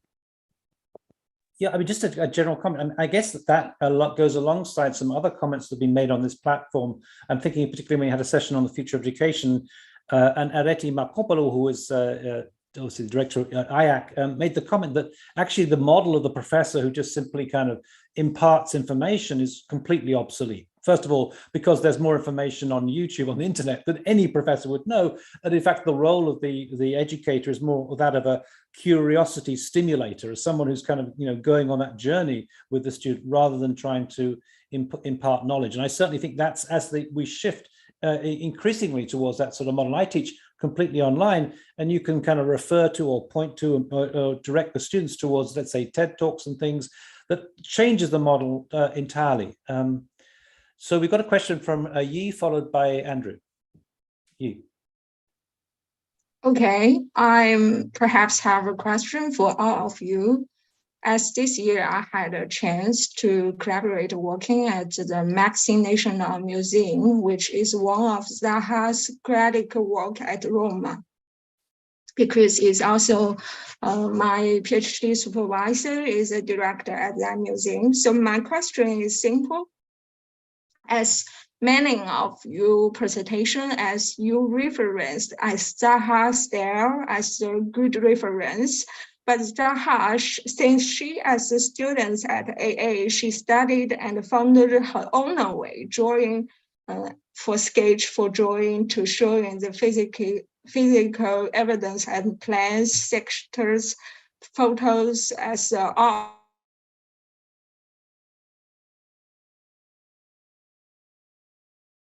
I think we've lost you. You're frozen.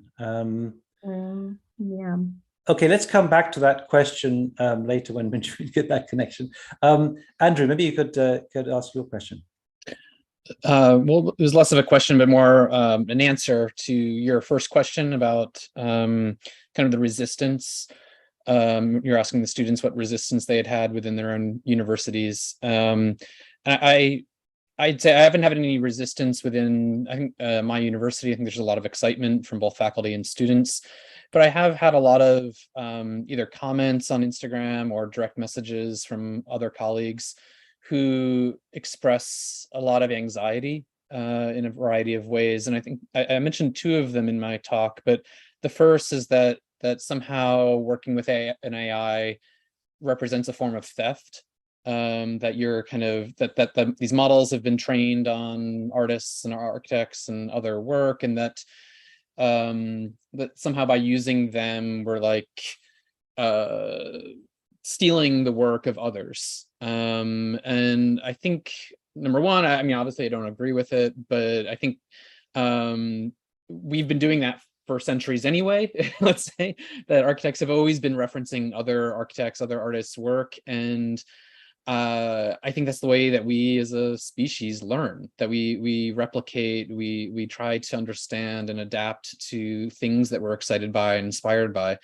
So I don't see kind of a problem with that. And the second kind of criticism that I get a lot of direct messages is that it is too easy, that somehow, like I said in my talk, that somehow architecture, the education of architect needs to be kind of soul crushing, and that if you eliminate, the labor of doing something that, like, back in the day, that an image would take me 2 weeks to make, but you made it in 5 seconds, and that's not fair. And I think that's also a ridiculous criticism, because it's like we should be using technology to emancipate ourselves, that we should be finding ways to free us of work that is dull or dirty or dangerous, the 3Ds of automation. And then the third one that we haven't really talked about too much, but I get a lot of messages about, is that this is the end of architecture. This is the end of, like that AI is going to take over and there won't be any more jobs. And I think that's also ridiculous, because from what I have experienced myself, that the functionality of AI it's not going to eliminate jobs. It's simply going to change them, like all technologies. That the definition of what an architect does may be different, but it still requires a lot of critical thinking, a lot of selection and critique, and kind of foresight about where you want to go with the design. So I'm not worried about job elimination at all.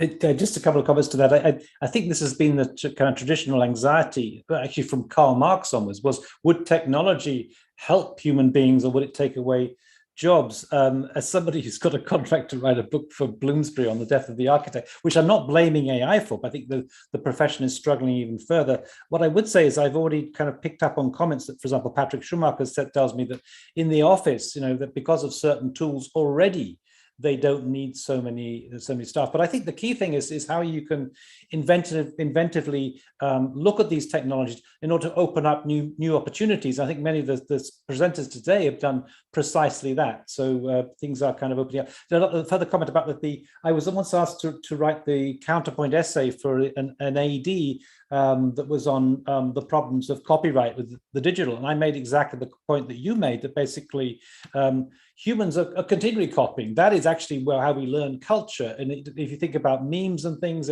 that's how things pass on. It's by copying other people, and that's a general thing. And I think there is a kind of canon to architecture, shall we say, where you have to sort of fit in with a certain sort of way of thinking, which means by definition you're kind of replicating, you're doing something that's a little like Zaha or something like that. So that's always happening. So I don't share that anxiety.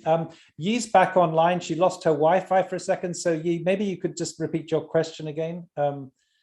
Yeah. Yes, sorry, it was lost Wi-Fi.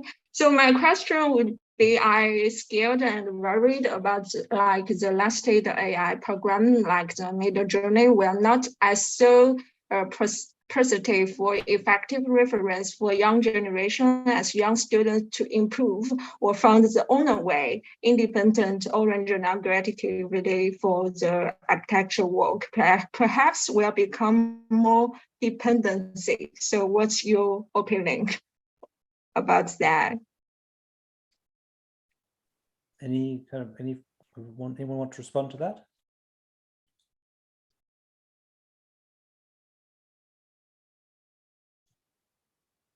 Well, maybe we'll get a comment coming back later on. Maybe I want to listen. I want to listen as Daniel, Joshua's okay. for that. Yes. Daniel, would you like to respond? Sorry to put you on the spot. Can you repeat your question? It wasn't clear for me, the question. Yes, I asked her as Jaha's work, since she as students at AA, she always, found the only way to sketch or drawing, not to employ it as so much used the AI program. So for the young generation at right now, at 21st centuries, maybe we are not as so effective the tools or reference to help the young generation to find their own way to produce something, to produce some architectural work for as so original or creativity, because we'll become so dependency.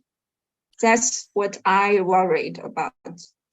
You mean we are becoming very dependent on technology like AI? Yeah. Or yes. But I think that's personally, I don't see it like that. I was posting in the chat like the invention of writing, which is a very low tech in a way right now. Yeah, we look back. Everyone feared that we are going to not be able to think anymore, and we are going to lose our memory in a way. Yeah, and in the end, that's not true. What happened? Actually, we expanded our thinking and way of understanding things and so on. Because on the contrary, like to try to write something down takes a lot of effort. Yeah. I see that the same also with AI, to formulate something that is meaningful architecturally, that when we look at it, we say has meaning in architecture, is not something that we just type in a text prompt and that's it. Yeah, I think there's still a lot of process, and probably right now we are just playing around with things, and that's fun. It's this kind of exploratory phase, but I think we are going to mature at one point and start to use these tools in a more, let's say, directed way, yeah, like very precise way. And I think our job as professors should be that of inspiring, in a way, our students. And it's great that in the end, most of the people that are here that are teaching also, they are also engaging with these technologies, yeah. So I think leading by example is the way to teach students, rather than simply just dictating what they have to learn and what not. Yeah, and I think in the end, it's a matter of we have to teach the students how to think critically, how to find their own ways, to really explore the open sea in a way. Yeah, so it's not about necessarily putting sort of just one way of working, but really showing them how they can use these kind of tools, which are the affordances of this tool, which are the possibilities and so on, and just develop for them that kind of, or help them develop a way of thinking. Personally, like also Neil and also Andrew were commenting about copying artists and so on. Yeah.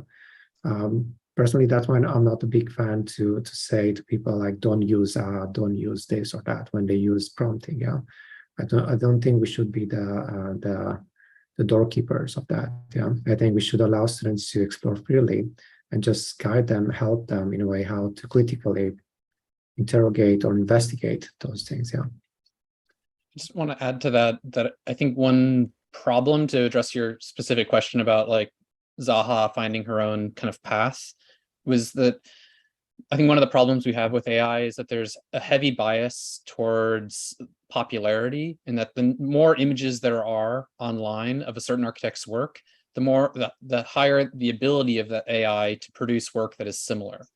So there's this like popularity feedback reinforcement where, just like on Netflix or Spotify or something like that, the songs or the shows that end up getting watched are the ones that are the most popular, and shows that are maybe just as interesting or just as valuable being watched, but just because they're not kind of being pushed, to the front, you end up not seeing them.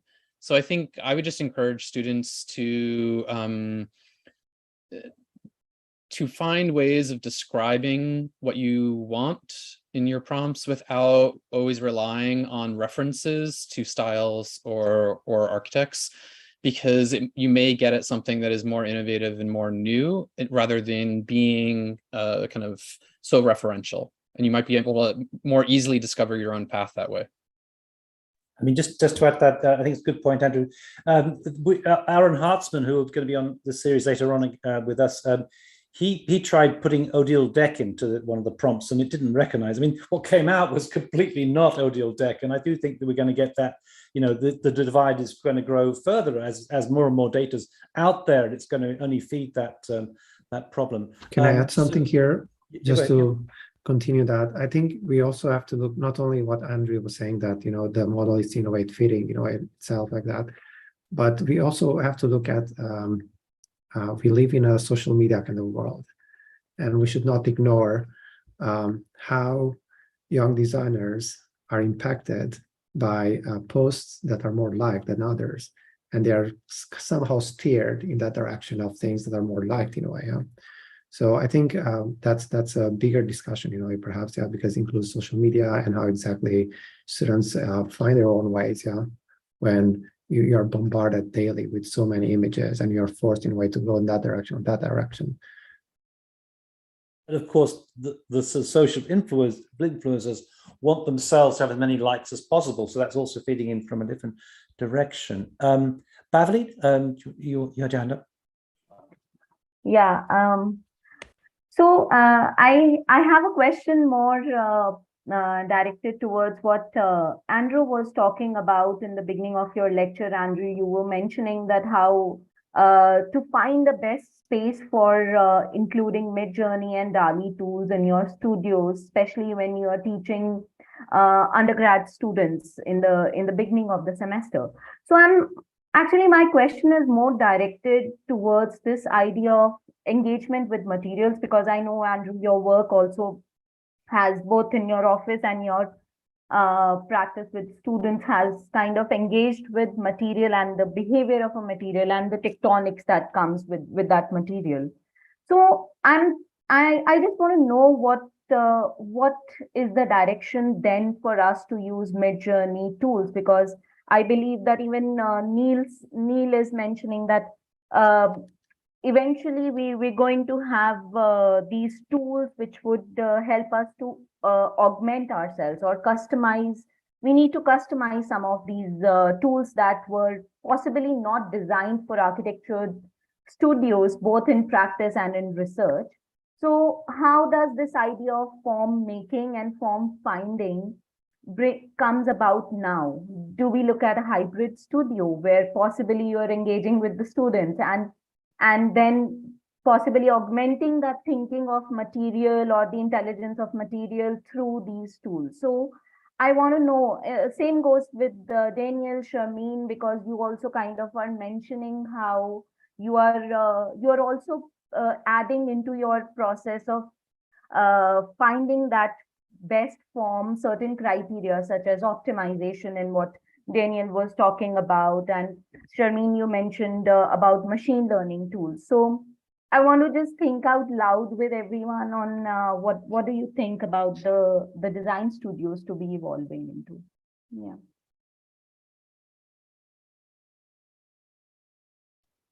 I mean, I've talked a lot, so I'll just be very, very brief. I'll just say that each tool that we use enables or maybe disables different ways of thinking about materials. So for, there's a reason that that it's very hard to, or should I say this, that I've always been very interested in fabric architecture, but it's been very difficult to model that, right? Like to simulate cloth in the computer, in particle simulations and spring networks and all of that. It's very, very hard and time consuming.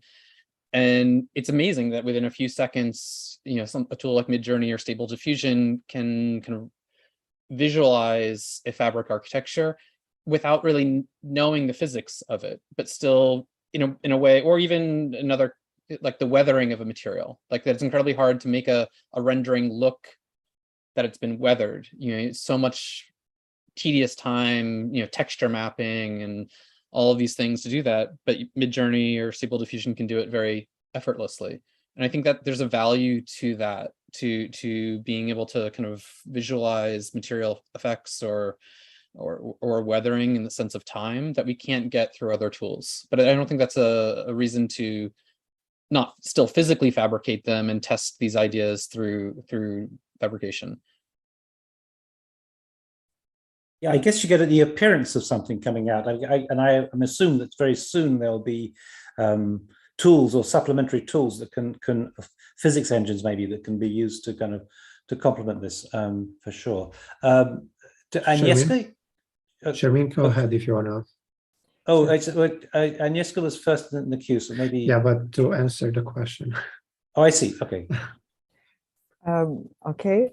So I think the discussion is really important. I believe that what's happening, at least in my teaching, what's happening is that when we started introducing generative adversarial networks, it was a clear kind of process where for us, it's expanding the design space. And the good thing about that type of training those models is that we use architectural data sets, and there is certain level of encoding our own kind of intentions in defining the data sets.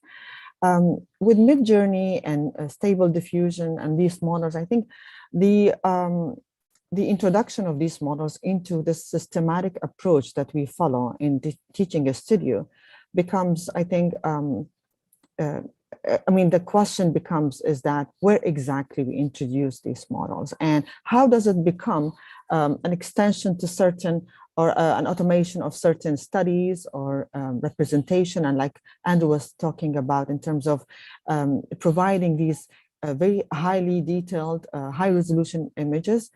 But then the risk or the challenge here is that from students' perspective, I think they will see it as, okay, this is a tool that is almost designing for us or doing this for us. And then I think that the challenge is, where do we go back to our own input? How do we move forward with these images or results?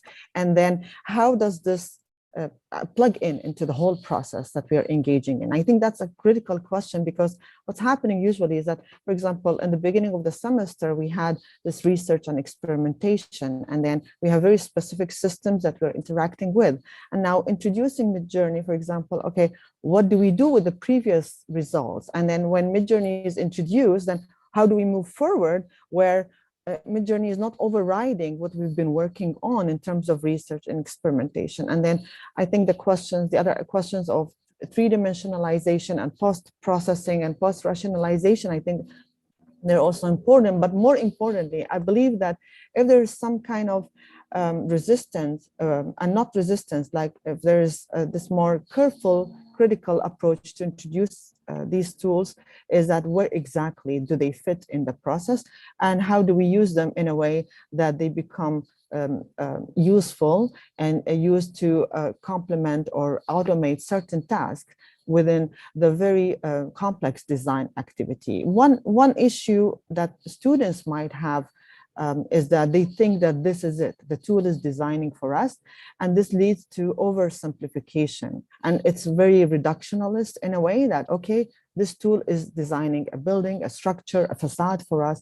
And then I think design activity is much more than that, because this is an image and there is certain logic to certain aspects. But I know that we're teaching them how architecture is about systems and systems thinking. And then this tool is doing some particular task for us within this complex workflow. So in my perspective, that I was always careful in introducing them, versus when I introduced generative adversarial networks, we had this supervision of what is exactly happening. I think the diffusion models, the fact that they're pre-trained with all of the biases that we are talking about, with this kind of black box aspect of, okay, where is this result coming from? The text prompt does not lead to anything like that. I mean, we like it. It's open to multiple interpretation, but the ambiguity also can be problematic. Yeah. So these are my main points of like how exactly we introduce these tools so that they still do specific tasks in the very complex designer process. I'll add also something like from my side, what we are doing here at Florida Atlantic University. So we always look at design as this kind of ever expanding and ever contracting space of possibilities. Also, when you engage in form finding, what you're doing, you're exploring in a way that design space that's defined by the constraints of the material or other kind of constraints that you're putting there. Yeah. So for us, it's always then interesting to look at, can you have AI models that are learning in a way, those kind of form finding in a way strategies, and create for you or display for you the possibilities. Yeah. And then as a student, you're going to decide, pick a few things, and then you're going to continue the processes. Maybe now you look at structural optimization. So do you have a tool perhaps that helps you very fast in a way iterate and evaluate structurally things? Yeah. So we have an AI then that it's really doing that for us then. Yeah. So it's almost like always we are looking at this kind of logic of augmentation, automation. Augmentation, it's amazing, but also for me, automation, it's amazing. Because if I'm able to automate this kind of process of expanding the design space and displaying it, as a designer, I'm going to explore ideas that are on the fringe and they're more risky for me to take. Yeah. And for example, an example of idea that is very risky is if I'm going that route, it's going to take me a lot of time. I'm not going to finish in time. It's going to be very expensive if we talk about practice and so on. Yeah. So that's why you're not going to explore that option, but it's not because it's not a good option. The risk is higher in a way there, and also the risk of failure is higher. So then you just choose a path that is kind of familiar in a way. You're not risking it. But once you have automation and you have certain parts of the process that are automated, you can take those risks. You can actually test that idea and very easily jump to a different idea in case that is not playing out, because the process is quite fast. There is just a few seconds and you can choose another option.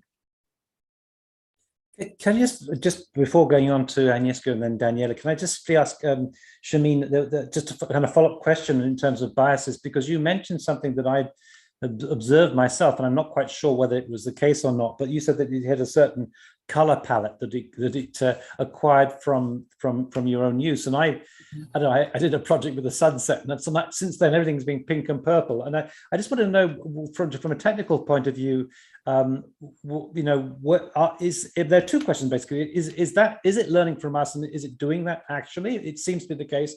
And the second question is kind of, you know, what is written into the system itself? Because I was reading some of the work of David Holtz, who was commenting on this, and it seems that there are some frameworks they put in place to kind of steer things in a certain sort of way. And I was struck, for example, when I did a study of Persian interior architecture, it came up with a set model very quickly, but that was the same set model when I tried to do arabesque architectures. Almost there's something implicit in the system. So maybe I could float those two ideas out there. Does it learn from us, and if so, how? And is there something that is in there in the system that? And I think David Holtz mentioned words like orange, or he actually said the opposite in some ways. He said that certain colors, and he doesn't know why, the system was tending to privilege them. So maybe just float that out there as a comment, a question.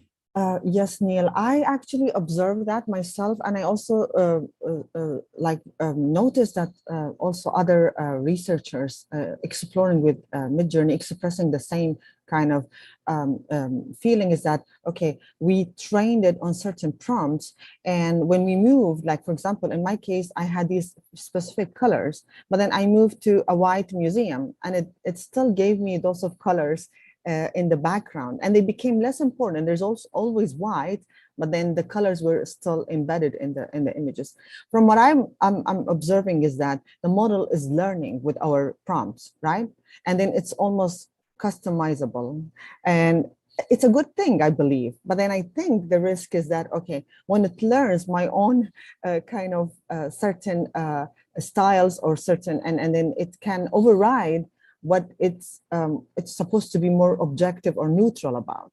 And then if another person will take those kind of same text prompts, what will happen? I think that's the question. And that's the interesting aspect to consider, is that whether each of us will have their own MidJourney bot and they don't communicate, or there is a holistic communication where MidJourney bot is learning from all of us. And I believe that I think we need, after maybe a few more months, we need to have certain conclusions on that, because then if it is learning from all of us, then I think the data set, the training is becoming kind of a huge, right, a space. And it's good that if it learns from architects. I think what we're also maybe skeptic about is that the issue of bias that we are talking about, and whether it's only learning from Zaha Hadid or certain architects, or whether we need to expand this to certain architectural ideas and concepts that we also teach in the studio rather than a specific architect. And my kind of preference is what Daniel is doing, is training his own diffusion model on architectural data set. I think this is the more clear approach to us for architects to use a specific model trained with our own input. And I always feel like if there's, in addition to the text prompt, if there is input images, and I think we saw this today in the presentation in terms of DALLE, for example, and the diffusion model, there is this logic of continuation of a certain input image and adding some text prompt. I see more of our own input and agency in the process. I don't know how the model is learning from all of us. I think your question, Neil, is a great question that I don't know, maybe we can also see from other guests today, how they feel about whether MidJourney is learning specific things from their own text input. And I forgot your second point, Neil, I'm sorry. I forgot it too. Maybe I'll put it, but another point, I guess, is it the GAN model, what I was talking about, where it's a two-way process. We're also learning from MidJourney. And I think there are some things in terms of the affordances, we can't go down there, but we can do this. And, you know, I think it's bound to have that impact. And I've certainly noticed there's an aesthetic that has been privileged, which I try and avoid myself, but that might feed its way into architectural culture and expression because it's been privileged by the system itself. Exactly. And just to add a quick thing, now I remember is that when we don't input, for example, a modern or futuristic architecture, it can give us a more classical aesthetics of architecture. I noticed that myself, which means that maybe in the data set and the training process, the images from the internet were more on classical architecture. And us as architects, we are designing for the future. So in many cases, I had to include the term futuristic, modernist, or additional terms to describe the type of architecture that I wanted to actually give me. So the issue of bias and the issue that we don't know what's happening, how this model was trained, and the issue of how do we actually move forward, how the bot is learning from us and we are learning from the bot simultaneously. I think this is something we would love to know more about. Okay, we could continue that debate, but let's move on to Agnieszka and then Daniela, and I see Deepti has a question too. Agnieszka. Actually, I don't have a question. I have like a follow-up to the discussion that is going right now, because one of the first questions you asked was, have we met resistance in our universities? And listening to all of those discussions evokes a memory with me. I have not experienced it myself, but I know that there are some professors in architecture who are specialists, really great in their own field, but have no understanding of artificial intelligence. And when they meet this new concept, they understand it in the exact way that was said, that it is going to kill the architects. Like there is no more work for architects.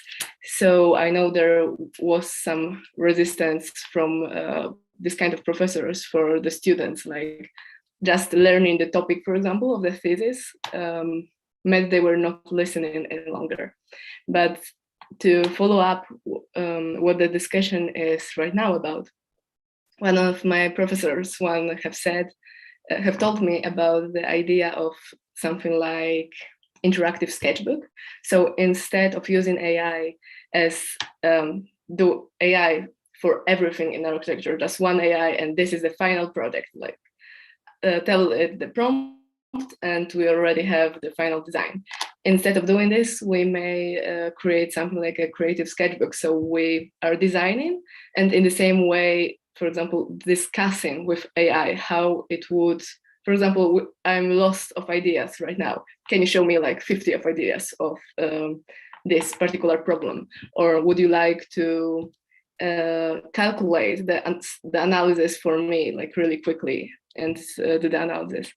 So I think this is a really great idea. And about the customization of AI, I am truly waiting for a moment when customization of AI will be open for not only programmers, because it is of course possible right now if you have enough of the ability, but I'm truly waiting for a moment when this will be as open as using MidJourney. For example, during the whole architectural education process, you will be teaching or training your own AI with your own ideas, with the concepts you find important, and in the end, you find yourself with a tool that is specifically customized for you. So that were some follow-up thoughts. Thank you.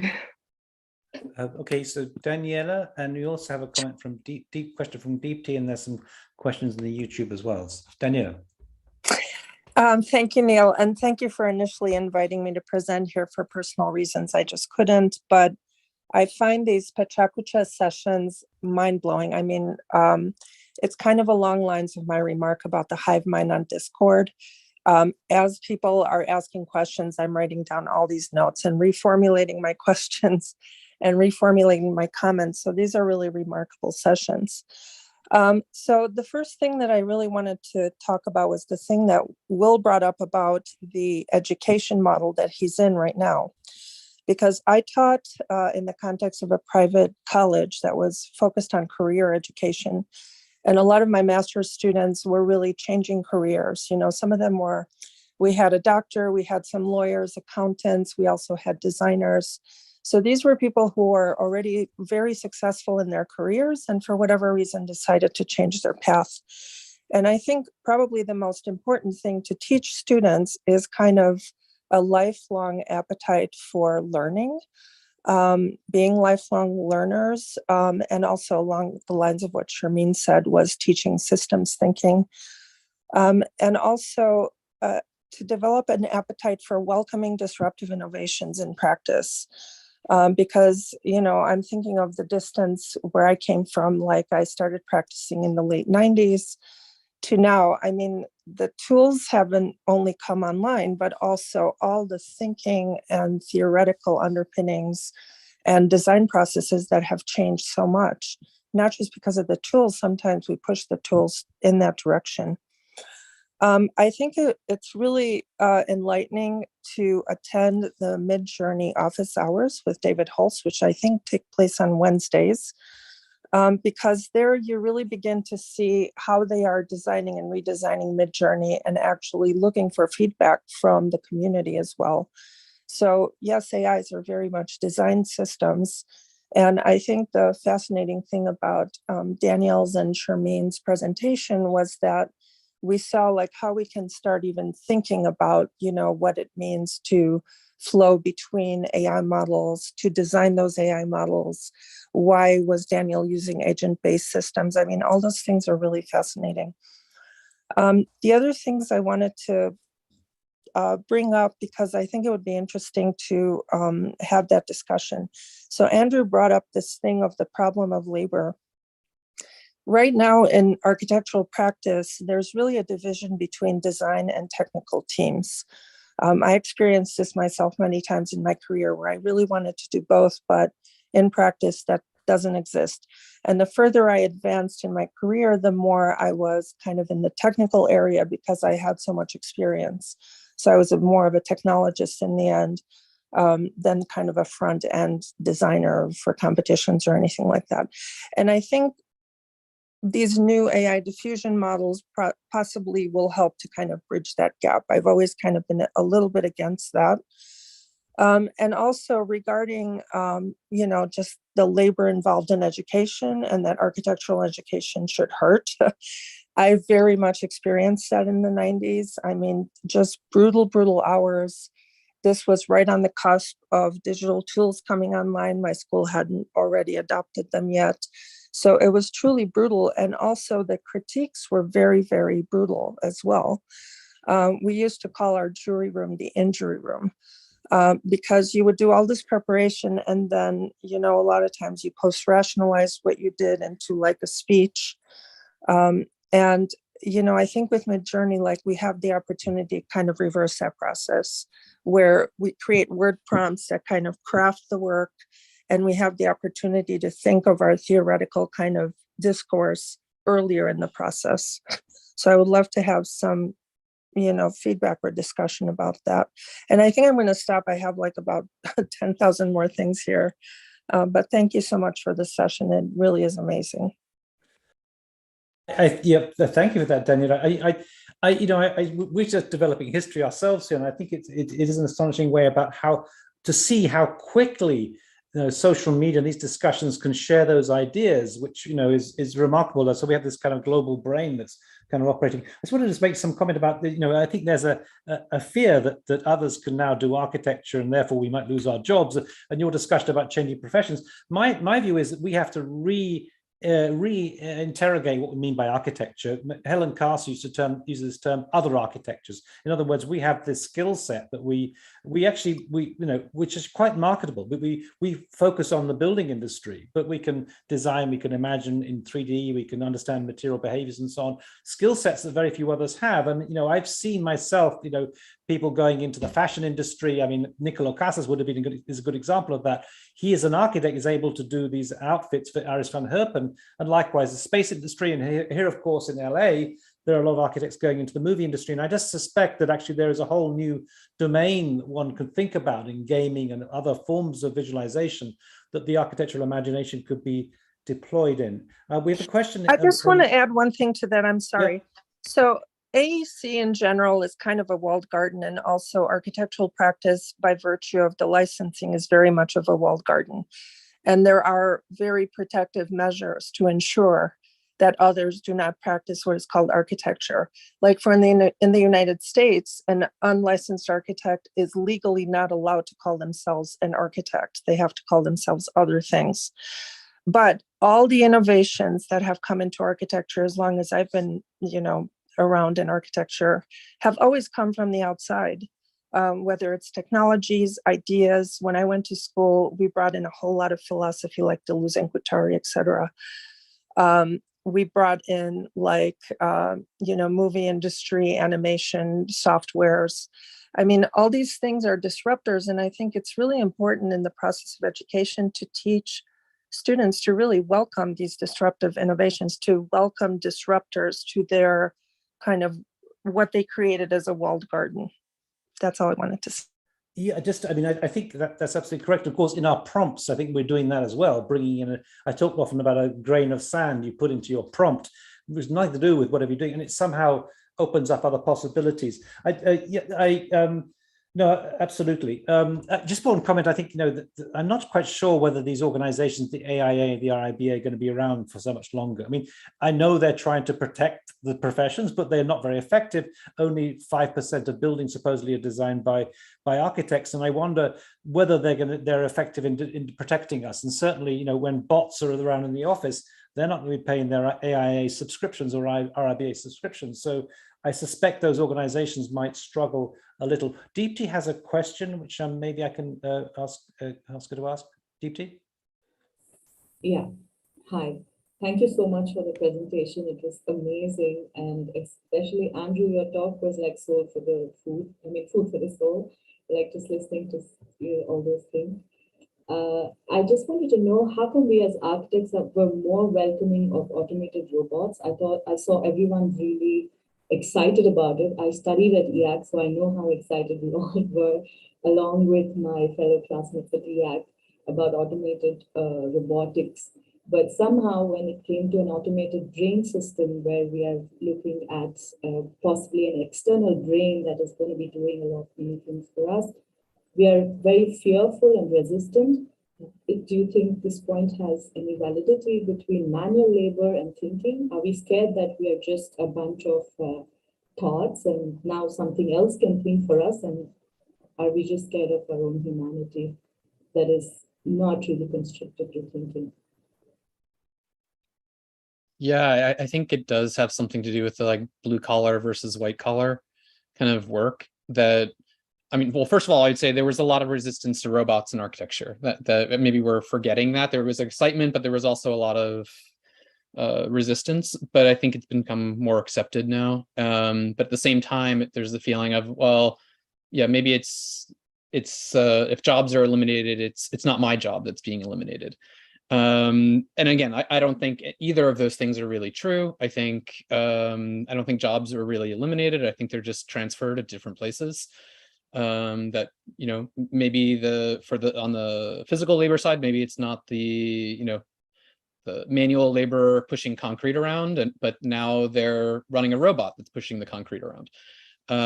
So hopefully it's a better job in the end.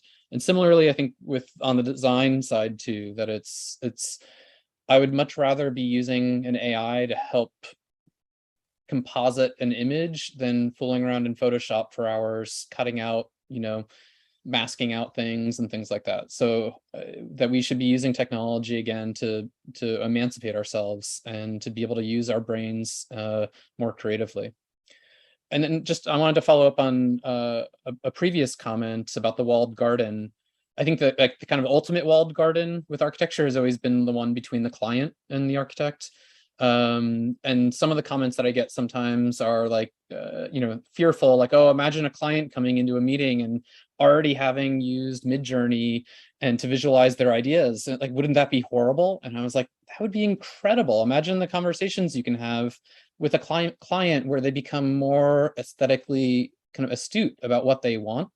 And that they finally have a tool that they can help, you know, communicate their ideas to you in a way that is not just verbal. That I think that's incredible that we can collaborate with clients. And I've started to do that with some clients, and it actually makes the meetings so much more fun, that you can think of things quickly and envision them in a way that you couldn't previously with them. And it ends up engaging them in the process in a much better way. We have a comment in a couple of questions in the chat. We should try and wrap up soon, but I'll include these comments. There's one from Jiaxin Chao. Do you see a possibility there will be more explicitly iconic duck buildings, partly designed by people in our physical virtual living environment? Is architect speculation to the future deluded? Is our speculation about the future deluded? If yes, how should architects intervene in the production process? Will we be producing more duck-like buildings? I mean, I guess, is this kind of maybe another form of postmodernism, a rearticulation in some ways? Any thoughts of that? If not, we have also a question from Angelica. I don't know if Angelica would like to ask that question. Hi. No, it's not a question, it's just a comment actually about. I think that the way we deal with the models and especially the combination of them ends up being using DALL-E, and some. I think students could input their initial images and then output it, and then this is a kind of conversation that we have with the machine. And that's a kind of process. And that's a process we can teach and how to deal with that and use it into our own favor. And the other thing that it's amazing now that we are starting to force ourselves to describe our projects in words, things that we don't teach the students to do that. Like, how do you describe your project in one sentence? This is very hard. It's like when you're writing out your thesis, how do you describe your problem in one sentence? What is your hypothesis? And then this is another way to train them and to teach them how to do this. So I think these are both two things that we can teach and you can use in our favor in education. That's my thoughts. Thank you. Joshua, you got your hand up. You haven't said much, but it'd be great to hear from you. Right. So yeah, that was exactly my point, right? Getting students to iterate their writing, not just their visuals. You know, I see these really lovely videos where you start to see how the image evolves over time as you generate evolutions or change one word in the prompt. But I almost, what I do is I have my students actually show me their prompts, and we talk about how their ideas and their writing has changed about them. Like, so what words are they using? And what words could they possibly, like they have to get at the source now to like, which is something that I've never actually seen laying around on a desk in the studio before. So this idea, I think, of sort of what they say and what they are thinking and what they're actually doing, if you can get them to sort of put those 2-3 things together in a circle or in a cycle sooner, I think it works a lot better. Certainly a lot better. Otherwise, they sort of scramble at the end trying to figure out what would I actually do, and that's not something that's not a position anybody wants to be in. They want to sort of know what they stand for and what they're trying to accomplish. Just to follow up from that, Joshua, before AI came along, years ago, I was always encouraging my students to, if they want to approach a design, to use a different vocabulary. Instead of talk about a room, talk about a cocoon or a pod, or instead of talking about a space, talk about a zone. Immediately it takes you out of a certain kind of mindset. Exactly. I think educators are doing that all the time with their students, and now we have to sort of do it with the fusion models too. I mean, the first time using Stable Diffusion, I just got these terribly literal things back, and I sort of said, well, I have to bring it out of its comfort zone, so to say, right? Like I have to sort of tell it what I want, but not tell it what it thinks I want. You know what I mean? So yeah, absolutely. Just to follow up, it might just one little thing I don't might parallel with us when you're talking to a client. Maybe we don't express well ourselves. The client might think something else, just like the machine. How do you express what you want, right? Like a parallel consciousness. I mean, another comment is, I actually discovered that Patrick Schumacher made a very good description about what they did in the Zaha office in one of his texts in the digital cities. And I used that description, and it was far more effective than actually the word Zaha did architects as part of a prompt. Daniela, you have another question, or is it your hand? Yeah. Daniela? Yeah, sorry. I want to echo something that Tim Fu mentioned yesterday and that he and I talked about a few times, which is, we have, now we're calling it prompt engineering. We're not even calling it like prompt craft or something. There's something about that. It's a little less important than kind of curated iteration. A lot of times, and I think Memo Octan also talked about this, how he creates thousands of images based on one seed prompt. And I have done this many times too. A lot of times people assume there is the magic sauce, the secret sauce, if you get it just right, that prompt is going to produce something wonderful in the first iteration. But in fact, I find that after about 300 images, some really remarkable things happen. I do think the AI somewhat responds, through various, iterations and selection to what we are getting at. So I prefer that route. I know a lot of people prefer the prompt engineering. David Holtz had an interesting comment on that maybe a month and a half ago on one of those Wednesday office hours, where he suggested that one of the things they were looking at with MidJourney was, instead of having a 4x4 grid, that they should have an 8x8 grid, and that he had been personally using an 8x8 grid, so 64 images. And when I heard that, I was like, this sounds crazy, that's too many options. But the way he phrased it was that it's basically a lottery, that you put in the prompt, you don't really know if the prompt is correct or not, and you could iterate on hundreds of different prompts, but by having a larger selection set, that maybe 1 or 2 out of those 64 are closer to your idea, and then it allows you to kind of leapfrog through the generation faster and to find the things that are closer to your intentions. Yeah, you can actually do that just by writing the prompt, repeating it again and again, and getting a whole bunch of different samples. I completely agree. That's what I do, because you could. It's some are not very promising. But the other comment I think I would just make is, I think interesting in terms of the prompt, is that the words themselves are in the system as seeds, and they come and repeat themselves in some ways. And so, sometimes you can be doing a prompt and mention Zaha, and her face appears in the prompt. And what was interesting, once I put in the contours of the human figure, and I got this literally a human figure been embedded in what came out, it reminded me of those kind of Renaissance studies where you inscribe the form of the body, the physiognomy of the body in a drawing, and it literally came out. So there was something there that was incredibly interesting as an idea that was being fed through the whole time. Samir, have you got a question? You got a question? Yes, it's just a follow-up for the discussion. I also the problem about prompts that it's growing up. It's not just a fixed or stable. You know, every couple of weeks there is a total fundamental differences in the same prompt when you introduce it to the same bot. And I don't know, but why are we tying ourselves just to the MidJourney? We have like 16 different AI bots, and everyone has totally different differences. I tried the same prompt with each bot, and stunningly, they create different but very high quality designs. I can say the design word rather to say than an image, but you know, I feel it's growing and it's learning, and it's just like our architect's mind. It's just like our students, teaching them and expecting a result from the first year is totally different from the fifth year. The same applies on the AI. That's it. Thank you. I think that's a great comment to end on. All I would add to that is actually I learned from my students the whole time. I mean, it's very much a two-way process. This has been an incredibly useful session. You know, it's part of a repository we'll be uploading onto our YouTube library, Digital Futures YouTube library. I'd just like to thank the people behind this and setting this up. This was curated by the FIU Doctoral Design Program, which, like the Tongji program, has been contributing to these Doctoral Consortium sessions.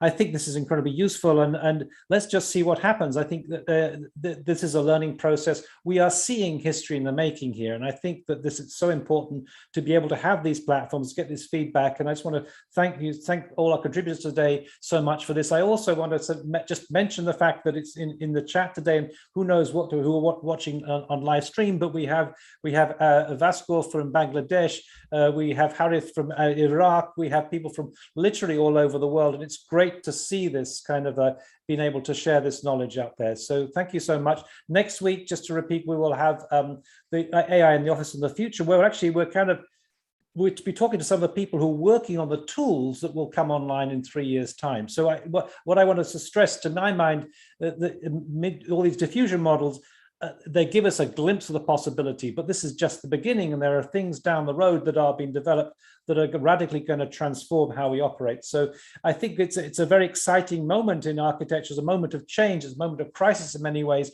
but it's a moment full of possibilities. So thank you everyone for joining in today, please come and join us next week. We have a number of more sessions in this series. It's proving very fascinating. See you again on Sunday. Thank you. Thank you. Okay. Thank you, everyone. Bye. Bye, Thank you, everyone. Thank you all. Bye. Bye, everyone.